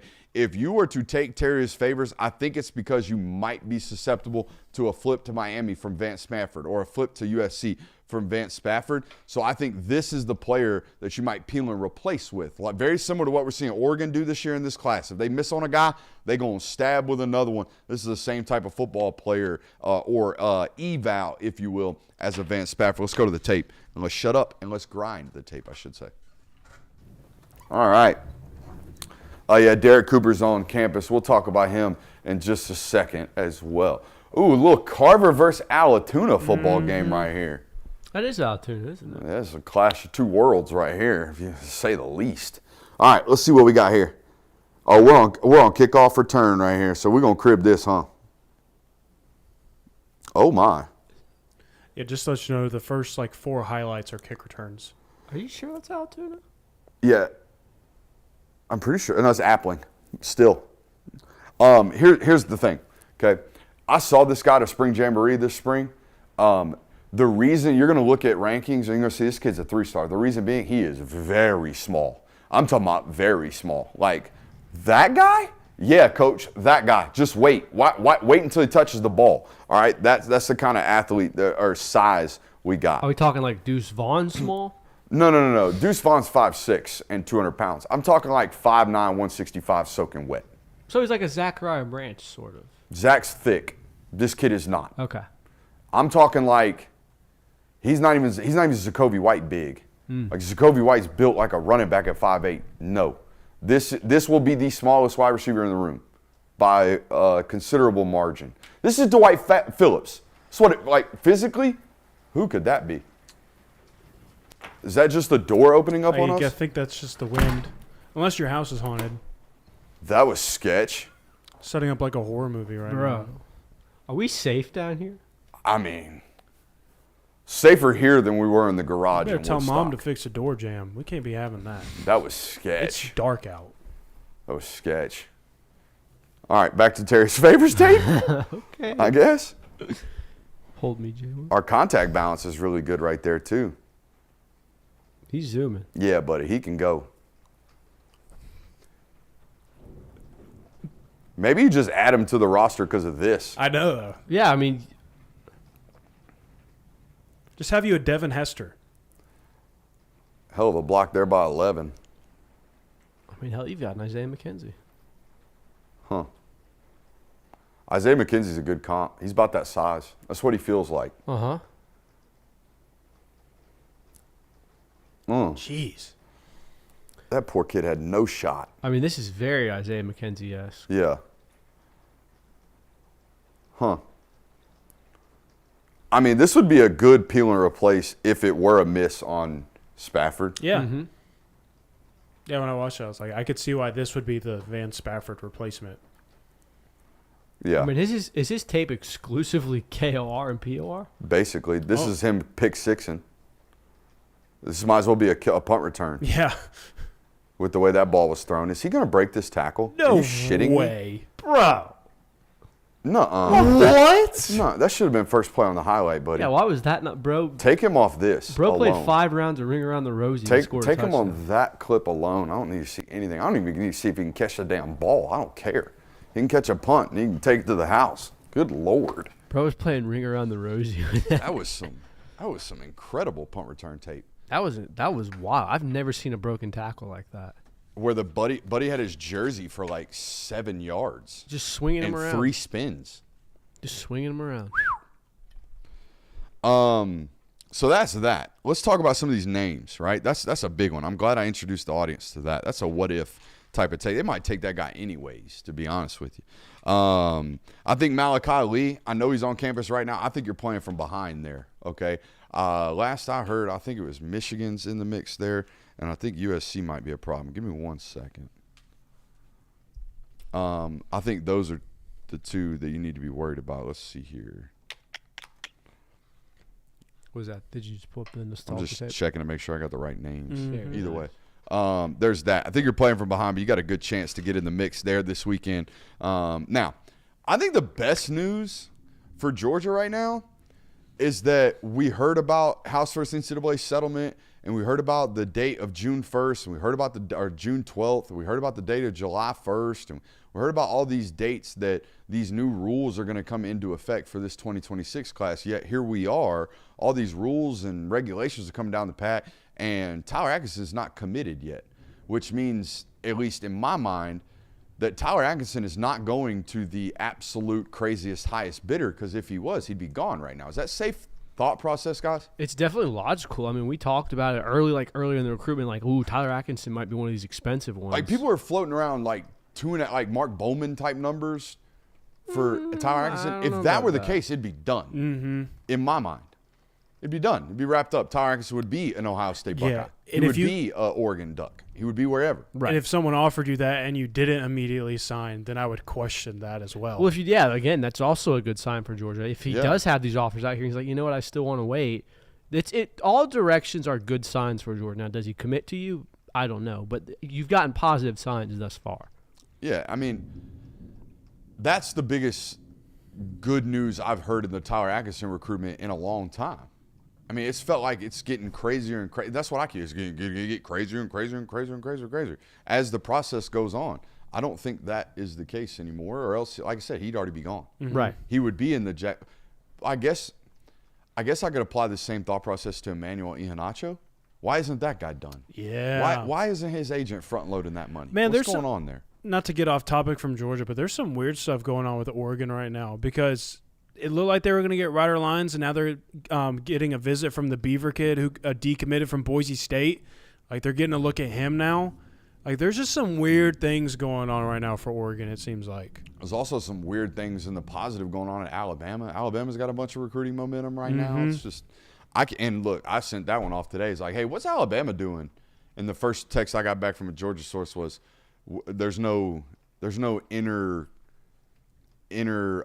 industry talk. I don't know what they got going on. They don't know what I got going on type of business there, which I'm calling a little bit fugazi. I think if they had damning information. If they thought Alabama was cheating right now, they'd know. If Alabama's just beating them and they don't know why, that's why I get the response. You see what I'm saying? Yeah. Yeah, I mean, it's also probably the chain of communication between those two schools has been greatly diminished because of obviously Saban gone. Yeah. Like you've got No longer sharing family trees. Right, two coaches that were once like a father and son almost type thing, and now Saban's retired. So, So there's that. Derek Cooper, the other official visit running back, down from Chaminade. I think Miami's the clear-cut favorite here. I think everybody knows that. Now, what I don't know if every Georgia fan listening to this knows or remembers is that Derek Cooper was at one point a Georgia commit for about 14 hours. Yeah. About 14 hours. Basically the time from him to tweet it out at about 10 o'clock that I'm a dog, for his mom to sleep that night, wake up the next morning and go, what in the hell did you do last night? And then tell him, hell no, you're not going to Georgia. So I think this weekend is huge. I think Derek Cooper is open to coming to Georgia. That's obvious, right? I think this weekend's about winning mama over. How much can you win mama over in this recruitment? And if you don't have a chance at it, you ain't got a chance at it. nope. He'll Miami Hurricane. Now, my favorite part of tonight's show. We went to the Discord today. Now, if you're not a member of our Discord channel, you need to be. The only way to be is to sign up on Patreon, patreon.com/Brooks Austin. It's where you'll get all the latest and greatest intel on the University of Georgia behind a slight paywall. Okay, I'm talking like as much as a pub sub. Okay, so if you like to go through Publix and get you a Buffalo Chicken Tandy sub, save it for a couple of days. Come on over to Patreon and be a better, more informed dog fan. You'll be better for it. Okay.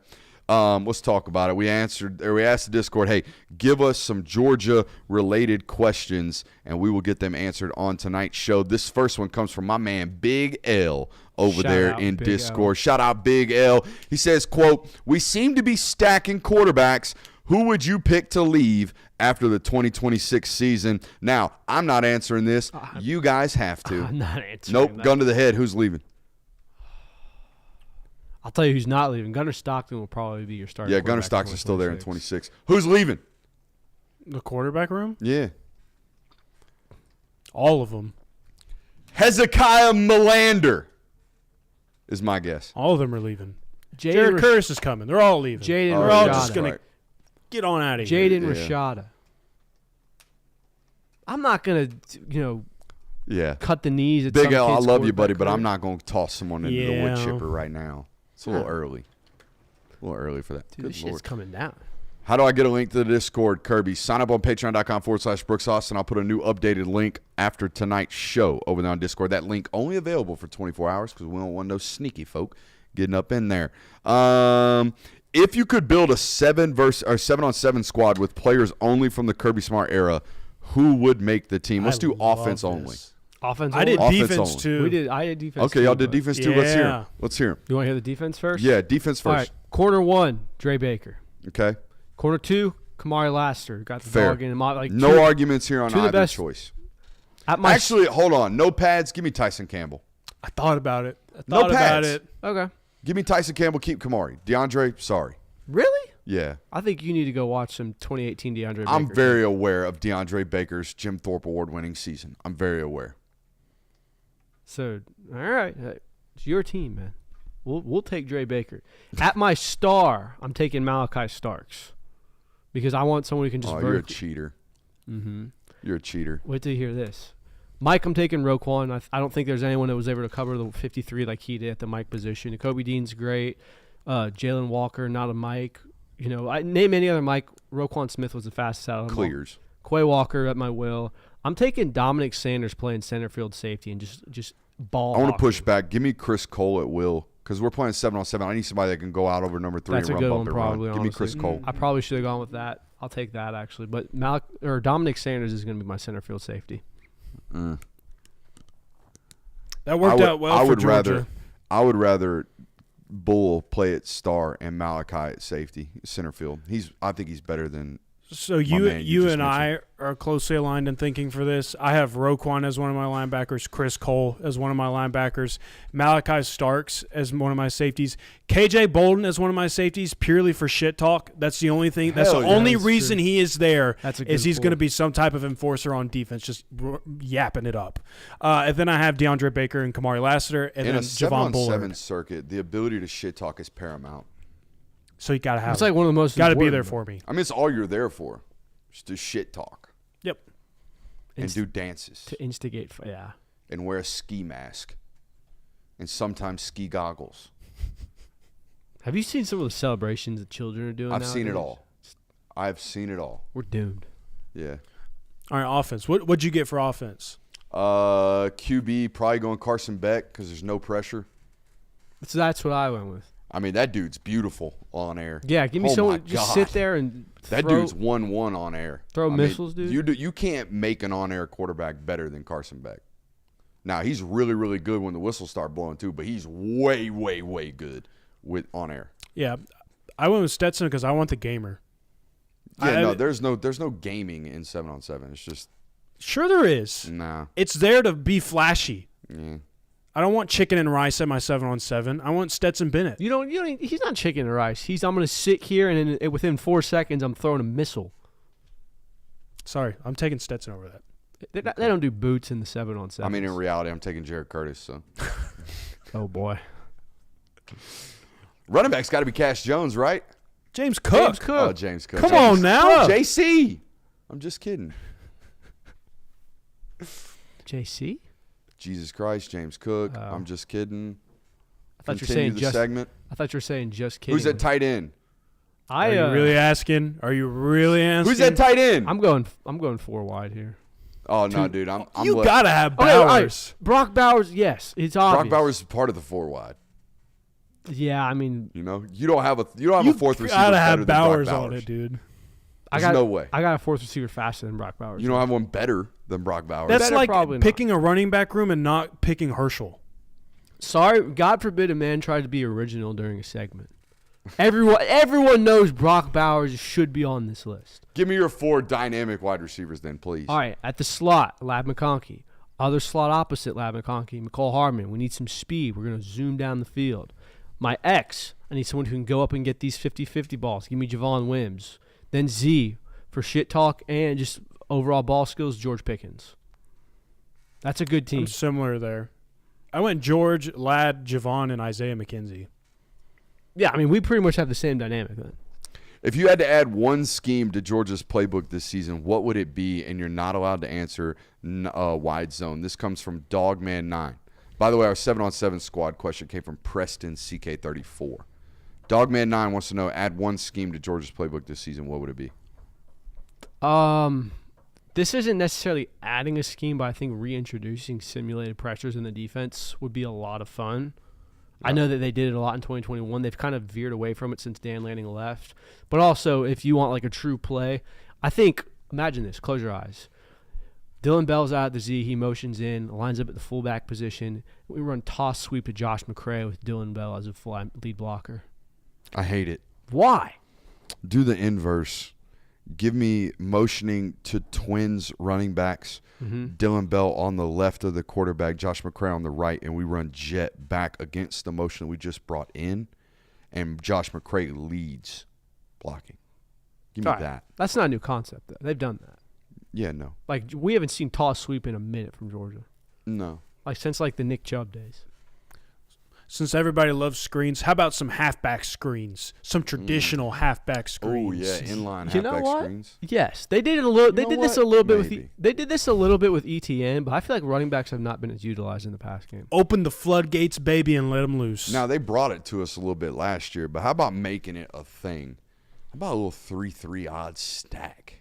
You know, they played a good bit of it last year with Jalen Walker. Do the same thing with Chris Cole, C.J. Allen, Justin Williams. Is that going to be the next evolution, though? Well, it already is. I mean, the whole Big 12 is running 3-3-5. All of high school football is running 3-3-5. Yeah. Everybody's moving to it. Well, I mean, it messes up your counts, but I mean, Messes up your counts, puts you in a symmetrical defense in the back end. Most people run a cover 3 behind it. You also get a box safety in the mix, so you're really running like a 3-4. Yeah, I'm with you.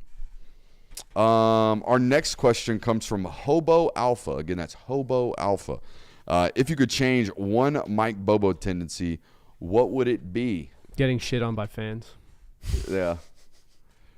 Running them damn halfback draws that they ran none of last year. If I had a legitimate hey, maybe we can spice this up a little bit. Yeah. If Cash Jones was on the field, it's a pass play. Yeah. And other than that, there's except for on a critical 3rd and 2 against Notre Dame. And I was gonna say, in the booth, there was a lot of murmurings, wow, the one time Cash Jones on the field, it's the most critical 3rd down they run the ball. Yeah, they're just maybe trying to break a tendency. That felt like that, but it was also it was almost too obvious at that point. Yeah. But yeah, I think that's probably the biggest tendency that I would like to see, Mike Bobo break is if 32 was in the backfield, you could bet it was a pass play. I mean, this isn't a tendency, but no, it was. Attached 12 duo last year towards the end of the year became a tendency. Yeah. We saw it pop its head up against Notre Dame. They got really reliant. Notre Dame created a fumble in the red zone because the safety knew. I think I'm getting duo ran at me right now, and then he jumped the gap. Mm-hmm. So yeah, there was one tendency last year. Once we got into attached 12 under center out of the eye, probably running 12 or probably running duo. Mm-hmm. So that was the one by the end of the year that I felt like I found. But, I mean, Monken had some too. Anytime I saw Monken and a bunch of duos on 3rd and 4, he was running mesh in spot. Everyone's got He was tendencies. running it. So everyone's got some like Kirby just mentioned. But, yeah, you can't have drastic ones. Can't have glaringly obvious ones. Our next question comes to us from a dear friend, Musk Clamp. How much of the rev share for football is going to be going to new recruits versus maintaining the roster? So here's how I would do this. I don't know how they're doing it, but I do it logically. Okay, we have 4 classes, okay? I know you can redshirt, but here's the deal. If you're redshirting at the University of Georgia, that 5th year you're there, buddy, I'm sorry. I'm not paying you part of the rev share model. I just can't. If I am recruiting at the rate that I am and you're here for 5 years, sorry, the 5th year's on your own dime, or you're a regular athlete. We're not giving you a massive portion of the rev share. So I would split it up into 4 classes. If we have $16 million available to us, $16.5 million available to us, we get about $4 million a class. I was going to say, I feel like in this new model. Do you think I'm fair for that, though? Because that's how it works. By the way, I said this years ago when we started talking about rev share and it coming to football. And even with NIL money, I've talked about this. If you're a 4th-year player, if you're a 5th-year player at Georgia, in baseball, they do this. In baseball, you are on scholarship for 3 years. Mm-hmm. If you're still there, your 4th year, tough shit, you're taking out loans. That's the way this works because we financially cannot afford you to not be a 3-and-done guy in college baseball. In college football from now on, I think that's what it's going to be. If you're a high school athlete that is a 4-star or a 5-star football player, and I have to promise you a large substantive portion of my rev share, and by year 4 or year 5, you're not a meaningful football player, buddy, you're taking a pay cut. Mm-hmm. That's the way it should be. There probably will be exceptions to this rule, like starters that you want to come back, need to come back. Like I would imagine they wouldn't have told Xavier Truss to take a hike this year. No, but in 2 years, if that were the same exact case, Kirby, next year, okay, and Juan Gaston's making $750,000 on the rev share model, mm-hmm. and Xavier Truss wants to come back for another year and mess up our cap share, that's a different discussion. Most likely. You see what I'm saying? But I still think it's a very different discussion than you're messing up my playing time for my young player. Mm-hmm. But if you're fucking up my cap share, we're in trouble. I mean, you see it in the NFL, too, where there's restructuring of deals with older players. And as players age and maybe some of their talent dips off, there's a restructuring of a deal. Yeah. I mean, heck, there's even players like quarterbacks oftentimes that will take pay cuts in order to get more for another person. Like, you can restructure deals for sure if you want to. I'm just like, if you're coming back for a 5th year, you're probably not getting the going rate that you got the last 3 years. Yeah. This next question comes from Ukrainian Fish Dude. Man, we got some elite names up in there, huh? What are UGA coaching moves you predict might occur post-2026 season? I think he means 2025. Mm-hmm. Let's say the teams make it to the postseason but fall short of a natty. Who do you think leaves? And if someone leaves, are there any names you think would make great candidates to fill the positions? All right, so let's just do this in a vacuum. Okay, let's not even talk about success. And let's not talk about who they fire. Let's not talk about any of that. Let's talk about of the position coaches and assistant coaches on Georgia's staff right now, who is most likely to leave next for a head coaching job? Head coaching job? Or a job. Who is most likely to leave the Georgia program for a promotion in a vacuum? I think Uzo is probably a guy you got to keep your head. Uzo, keep an eye on. you would go first and foremost? I would say, Yeah. based on how the position has gone, I would say that Coach Williams. I mean, Dante? you turn that you've turned that position over quite a bit. If there was a coaching position on this staff that has seen consistent turnover, it's been that one. And I think that's just kind of nature of that position. I mean, Shu's always going to be a name that's floated out there, but it's also like you would have to imagine that if Shu was like really dead set on, okay, I'm open to other opportunities, he'd probably be gone right now. I think last time I checked, Schumann makes more money than like 45% of head football coaches in Division I football. Yeah, so I don't think he's a guy. So if he were to leave for a better opportunity financially or whatever you want to say, it'd have to be for a major Power 4 job. And he would have to want to be a head coach, and we've talked about this all before. That doesn't really strike us as. I don't know, man. He interviewed at UNC, I was told. Okay. So Maybe Keeping the door open at least. yeah. Let me ask you this. Honestly, that could be his agent's doing. His agent could say, like, Sure. if you don't take this interview, I'm not going to represent you. Yeah, anymore. because I mean, you have to at least keep your current employer on their toes. Like, oh Absolutely. shit, there has to be some urgency for them. Let me ask you this. If James Coley keeps recruiting as well as he does, do you think there's an opportunity someone says, let's try him out again as I OC? think so. James is probably like 47, 48 at this point. I think at some point in your career, when you've already tried to do the OC thing and it failed, you just resolve to saying, okay, making $850,000 to $1 million a year coaching position or coaching wide receivers is not that bad. Not that bad of a gig. I think once you take the roller coaster ride once and fail, I think you're a whole hell of a lot cautious to do it again. Yeah, you're a whole hell of a lot cautious to do it again. T-Rob's not a bad one either. T-Rob's not a bad one because the nature of that dude's Wikipedia page tells you he ain't for long, you know? Right. Yeah. But Muschamp being on this roster or staff still kind of keeps him there. Like T-Rob's bouncing of career choices have basically been like, is Muschamp coaching there? No, he's retired. Okay, I can go to Alabama. You know? Like Yeah. That's T-Rob's wiki page. Yeah. Where is Muschamp at? Is he coaching? Yes, I'm going there. No, I'll take the best job available because I'm that caliber of football coach at this position. So there's that. I think Todd Hartley may at one point go be an OC somewhere. I think at some point you get bored being the best at what you're doing. You might have to go try to be the best at something else. Yeah, the competitive freaks like Todd Hartley, I would imagine. But you're the best. Yeah, but you're the best at something that still has another avenue. But you're also at your alma mater, at a school that you've cut your teeth at. Is AI okay? I don't know. I think AI thinks these microphones are real sensitive. You can cough AI. It's okay. It's okay. It's not going to ruin the show. Computers don't call. I didn't know they were that interactive. Dude, AI's getting really smart nowadays. Watch out, dude. Taking our jobs. It's just one of those AIs that watches your mannerisms throughout the day and learns. Is it Beant or what are they? What's the word? Is it I don't know. Is it like an ambient being? Yeah. Ambient? I don't think that's the word. I don't believe so. Sentient? Sentient. Is it a sentient being? I don't know. Maybe. More questions here. Top 5 Georgia players who would have been just as great playing a different position. This is a hard question. This was such a hard question. This is also peak offseason question. Yes. This is the best offseason question I've gotten in a long time.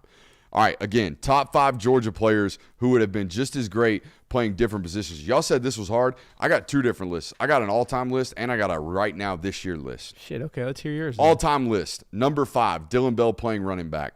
I have that. Number 4, Leonard Pope as a left tackle. Bro, Leonard Pope would have been Hall of Fame left tackle. Mediocre 1990s, early 2000s tight end would have been an elite left tackle. Ben Cleveland as Jordan Davis?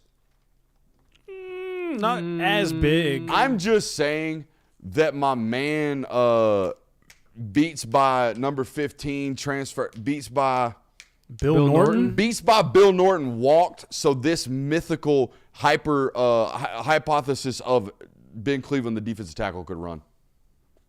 Ooh, chat's got to go. Darnell is a left tackle. Well, that's just disrespectful. I didn't want to be disrespectful to a player that currently on the edge of being moved to tackle in pro ball. I didn't want to do that. But it's saying would be just as great at another position. Yeah, but he has been very, very vocal about I'm not playing tackle. He's also been very, very vocal about how I'm the 6th offensive lineman. Yeah, but I think Leonard would have listened to that take and be like, you know what? Probably was $100 million. You think if Leonard Pope was standing here right now and you say, hey, Leonard, you're pretty mediocre tight end. How about you move into tackle? He'd been like, honestly, where were you at 20 years ago? Yeah, okay. Number 2, DeMello Jones on offense. I could see that one. Have y'all seen DeMello Jones' high school tape? Mm-hmm. I mean, he kind of had brick for hands, but my God, the amount of plays he made with the ball in his hands. Number 1, Malachi Starks at running back. Malachi Starks' high school tape looked like Reggie Bush. What? Okay, you don't know ball, so there's that. I have Malachi as a wide receiver. No. I think Go watch the high school he's too tape. lanky to be a running back. It looked like Reggie Bush. If he played running back, he would have been 215. He'd have been 220. He'd put the weight on. It would have looked like Jeremiah Love. I'm telling you right now. That's what Malachi Starks at running back would have looked like. Maybe. I guess we'll never know. I have Malachi at wide receiver. I have McCole Hardman at safety or defensive. Wait, you don't want my this year list? Oh, my bad. You just interrupted his list. You don't want my this year I list? forgot that you had 2 I got a lists. this year list. I should have known that you overexceeded the list amount. Number 5. Ooh. High school right tackle Kristen Miller was a dog. A dog. Okay? I'm talking about high school right tackle Kristen Miller. Put my man from Appling that was my guy that transferred to Mizzou and blew his knee out. Who was that? Darius Smith? Put Darius Smith in a phone booth. Okay? Locked his ass up for 4 quarters while simultaneously playing defensive tackle. I at one point told Kristen Miller, you could be a first-round right tackle, buddy. And he looked at me with the most adult answer, and he basically asked, what if I don't love playing offensive line enough to work hard enough to be that good at it? What if I love playing defensive line enough to work that hard to be good enough at it? And I say, you know what? You're right, son. Go be a great defensive tackle. Here we are. We're about to be a great defensive tackle. Number 4. Could you just envision Zachariah Branch locking down the slot? Like taking that elite short area quickness and just being, I'm going to guard you. I think he'd be great at it. I think he'd be like Kenny Moore great at it. I don't know if he would necessarily thrive playing in the run. Yeah, no. It was just third down. It was just like a slot corner. Okay. Like the original nickel, not a star. I'm talking about an original, go lock that dude down corner. I think he'd be great at it in the slot. Ernest Green at guard. That's probably the most. We can be reasonable. quick. KJ, we don't have to be long on that one. KJ at wide receiver. KJ Bolden at wide receiver. Could also People see asking that. for it last year. Yep, there were. And number 1, Gunnar Stockton at Mike linebacker. Oh, Give it to me. I can't believe that Mandatory mullet in that case, though. I can't believe you didn't say this one. Quintavious Johnson at running back. Nah, don't need to see it. Already seen it.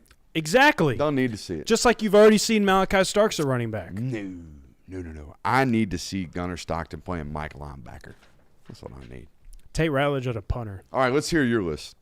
I had Malachi at wide receiver, Tay Crowder at running back, McCole Hardman as a defensive back. I probably would say safety, but that's who he recruited as. Jalen Carter, if the fullback position was still around, Jalen Carter would have been Quavon Hicks on steroids. That would have been so – obviously when they went in their bunch formations in 21 and 22, like he was the primary fullback blocking, him and Jordan Davis. Jalen Carter as a fullback would be so much fun. And then lastly, I think Bryce Ramsey would have been a hell of a quarterback. What?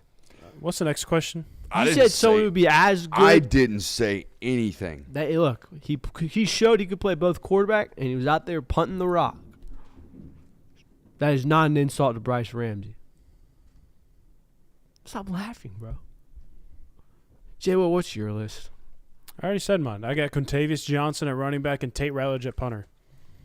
That's all I could come up with. Tate Ratledge at punter would have been He played punter. We need Chat more. asked for a top 5. Jonathan gives him a top 2. We love Because it. I'm bringing the absolute heat in the next top 5. Ooh. How many more years does Kirby Smart have left in him at UGA? I'm assuming he retires here. This comes from Primus OG 420. This is an ever-changing answer, it feels like. I mean, there's moments where it's like, maybe 3 years. Better enjoy it while it lasts, guys. I just don't know how much longer he can do this. Next year. And then like the house, NCAA versus House settlement comes in. It's like, man, we might get 6 more years of Kirby Smart. Now we're in year 10, 6 years, 16 years. That seems pretty good. Do y'all remember when they started doing the math after he won, after he went back to back, and they're like, Saban coached until he was 70. Kirby's 46 right now. You got 24 more years of Kirby Smart. It was just At Georgia. Dude's going to coach at Georgia for 3.5 decades. Probably not, guys. Probably not. I do think he runs a little hot to be coaching until he's 70. But then again, so did Saban. So Saban ran pretty damn hot. I would argue that Saban might have ran hotter in terms of like his anger. He would get hotter. I think Kirby's more meticulous. I think if you charted their hours, Kirby's working more. I think Kirby Smart. He's grinding harder. Yes, more consistently. Nick Saban would like rev up and just go to absolute 7,000. Kirby Smart is consistently redlining. Like, for example, I don't see any days where Kirby Smart's just taking the boys to tube around the lake. You know what I mean? He does. Like, I don't see it. He does have fun in the Super Bowls and stuff like that. And there are some, especially like nowadays, like not nowadays, but like this time of year, he's much more relaxed around the media and he's joking around and cutting up with the team. But do you agree that Kirby retires as the Georgia head coach? Yeah. You don't think there's a simulation where he's coaching I would say else? it's like 90% yes, 10% no. The 10% be in the league? Yeah, something like that. I can tell you right now, I think there's a 100% chance he never coaches a college game anywhere other than Georgia. Mm-hmm. Yeah. I can tell you that because he's never getting fired here, and I don't think he's ever leaving this job for another one. I would say the 10% would be in the college game. Yeah, he either goes and coaches in the NFL or takes a high school job after he retires. Dude, Bainbridge would be hell. You know what I mean? It'd have to be a consistent stop. Probably. I don't think Bainbridge has been good since I've been doing this. They had Deion Bowie one time. That really would be like outside of that. That'd be like the Deion Sanders effect at Georgia high school football. Kirby Smart gets hired as head coach. You just got people flocking to their games. That GHSA rule would last until that day. And then they're like, you know what? Y'all want to go play for Kirby? Yeah. Go ahead. Bainbridge all of a sudden has 300 people on their roster. Bainbridge, all of a sudden, the #1 ranked high school football team in the nation. Bainbridge will be jumping 2 classifications this next season. First take, bullet point 1. Could Bainbridge beat Mississippi State? Oh, God. Could Kirby Smart beat the Cleveland Browns? Could next Bainbridge up on High First School Take beat Vanderbilt? Coming up next on First Take. Okay, before I do want to ask this question because there's always so-and-so would lose by 50 to the Jaguars or the Browns or something like that. Could the 2022 Georgia Bulldogs beat the worst team in the NFL 20 years ago? Oh, 20 years ago? Yeah, maybe. This is a strictly for Jonathan question from Magic Maddie 24/7 Triple O's. Which current Georgia players would you have in your starting 5 on a basketball court?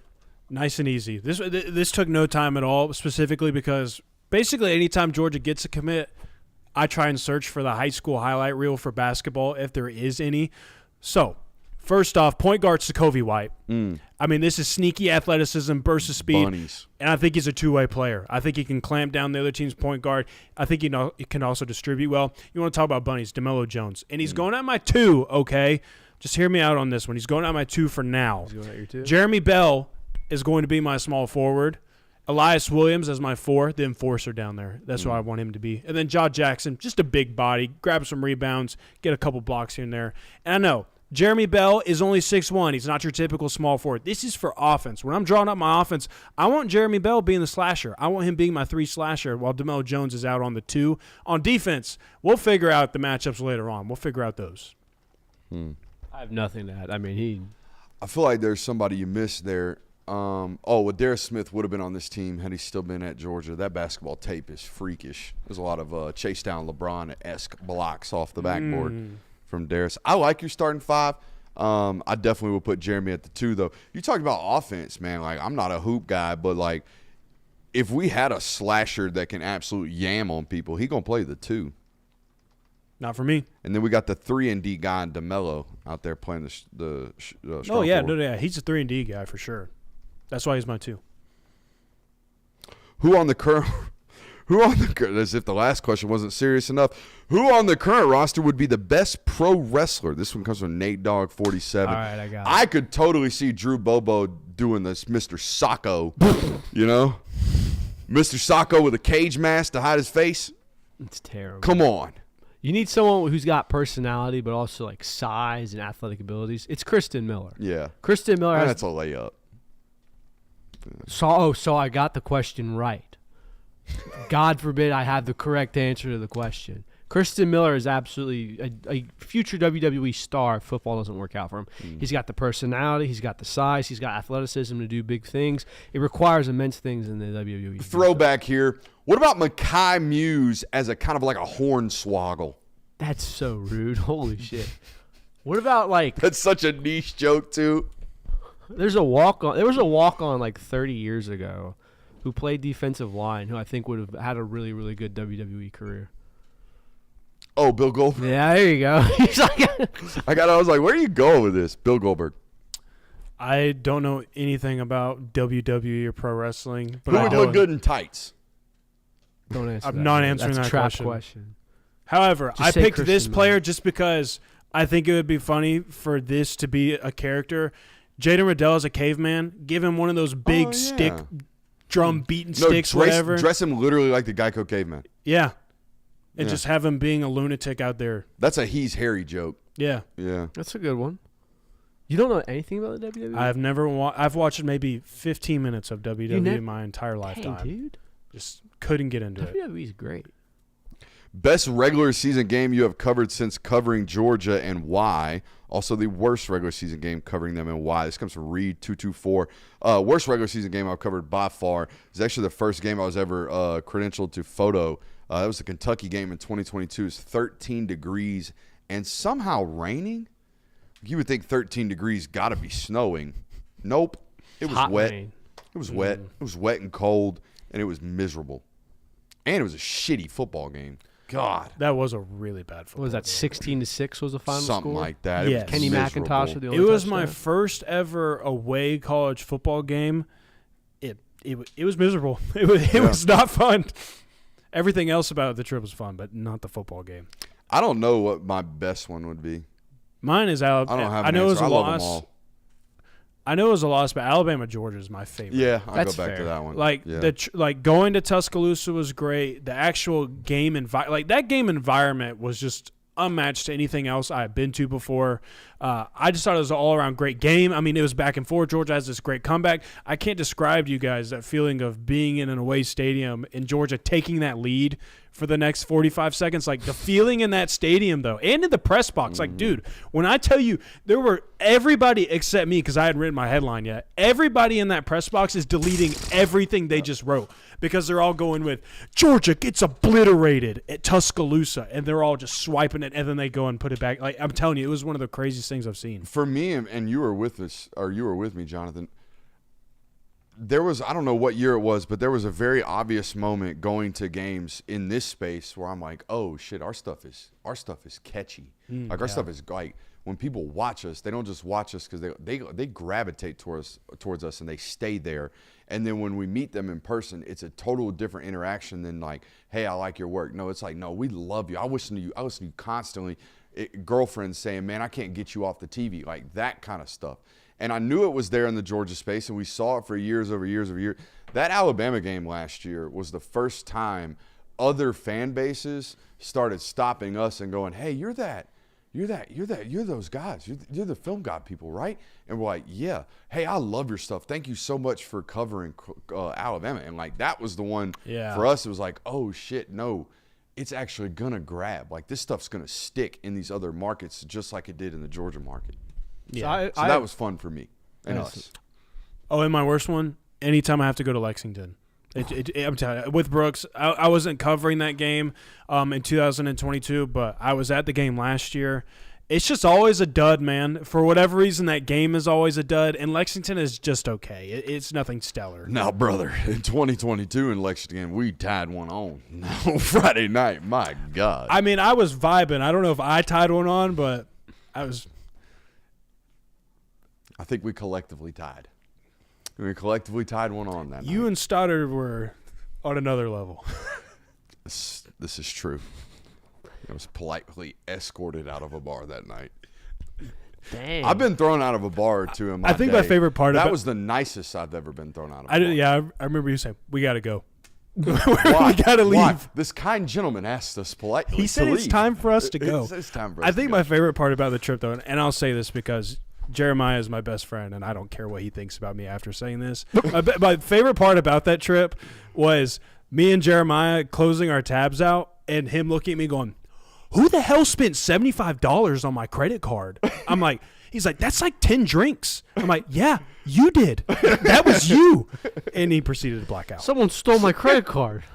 I was like, that was you. Somebody named Jeremiah Stoddard had 10 drinks last night. He just couldn't. He's like, What the hell? what the heck, man? I'm like, that was you. You did that.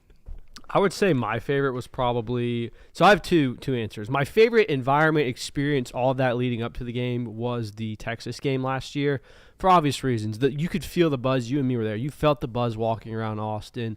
The game was crazy itself, the bottle throwing, being able to be in the stadium pre-game and see all the coaches and all the legendary figures. Like Matthew McConaughey was there, Kirk Herbstreit was there, Ben was there, RIP. Like, very cool experience. But the best game that I ever covered was probably Auburn in 2023. That was a good one. That was also me and Jay Will's first game ever covering together. So yeah, one of the only times all three of us have gotten to go to a game. also a very weird experience, like walking down, trying to get onto the field and ending up just rubbing elbows with recruits and being like, oh, we're not supposed to be here. Whoa, this is a little different. This is not good. Which game was this again? This is Auburn. Have we not told you this story? Oh, yeah, no. Auburn, by the way, Auburn, y'all got to get something under the wraps out there. Every time I go there, I'm in places I'm not supposed to be. Mm-hmm. The media is not supposed to be elbow to elbow with 5-star recruits, and they force you to. The press box dumps you right into the players' lounge, the recruiting players' lounge. You have to walk all the – it's just – there are certain things at other universities covering this one. There are things where I'm like, that would never happen. Okay, for example, there's a school that we know of for a fact that has beat reporters waiting at the airport for official visitors. Never in the lifetime of Kirby Smart as a head football coach would that be allowed to happen. I know it's freedom of the press. I know freedom of the press exists. However, there's certain things you do not do, which is when a 5-star who is committed to another school lands in your state and then he gets inundated with people wearing khakis and golf polos asking, hey, what are you most excited for this weekend? Not talking to you. Crazy. It's wild to me. Insane. You don't have anything better to do than No. camp out at an airport? Nope. Man, come on now. Apparently Go live not. your life. I'd camp out at the Las Vegas airport. When we heard that today, the first thing I texted you said, there is no wonder that school will never recruit in the top 10. Never. That's a bad first impression. What are you most excited about this weekend? What do you hope to learn from this visit? Who's leading in your recruitment? What are you most excited to hear from the coaching staff this week? Somewhere in the United States of America right now, someone is watching this, and it's hitting a little too close to home for them. Yeah, I might get a text message after this, honestly. Appreciate you guys. Oh, no, hold on. I got to ask these questions even if we go long because my man Josh Armstrong never misses, okay? I'm going to tell y'all right now, we got a lot of people that have been listening to this show for a long time. Y'all got some serious comp in Josh Armstrong in terms of like hardest working listener. This is what we're going to award this to. Hardest working listener. He asked 3 questions in the Discord today. We're going to answer one of them. I know UGA's is still in the mix for big blue chippers as we come down the stretch, but as we have seen a few misses already, is there a world where we wind up outside of the top 10 for the first time under Kirby Smart? Do they essentially punt on this class to shift focus to 2027 at this point? I don't think there's any chance in hell Georgia's outside of top 10. No. I think there's a chance you're outside the top 5 for the first time in Kirby Smart's tenure here, and that's okay. I also think, and I think Jamie Unk, as we call him in the Discord, pointed this out. If you look at just average rating per commit, Georgia's right on par with where they're normally at. Normally they're right around 93 average score per commit. They're like 92.8 right now. So I think there's a chance where you just don't sign as many players as you normally do, but you still sign the same quality of football players you normally do. We got some smiles over there. Okay. Nothing to smile about in my life. Asking about shifting of the running back market. The market right now, running back, is focused on Jay Lamar and then seeing if you can land Hyder or Derek Cooper. I know we talked about it last night. We already talked about the addressing of the offensive line. Appreciate you guys for listening tonight. We have a loaded show coming up again. No, we're off Monday, right? Next week is Elite 11. Yeah, next week I fly out to L.A. on Tuesday. Big prayers for that trip as well. Things may change. I hope they do. I hope they do. I hope you guys are hopeful of that as well. We'll send some T's and P's their way. Yeah, send some T's and P's our way, if you don't mind. Appreciate y'all for being here. Make sure you hit that thumbs up button. Keep the show on alerts because next week's upload schedule is going to be a little bit different than normal because I will be out in L.A. on remote. Appreciate you guys being here. I love you.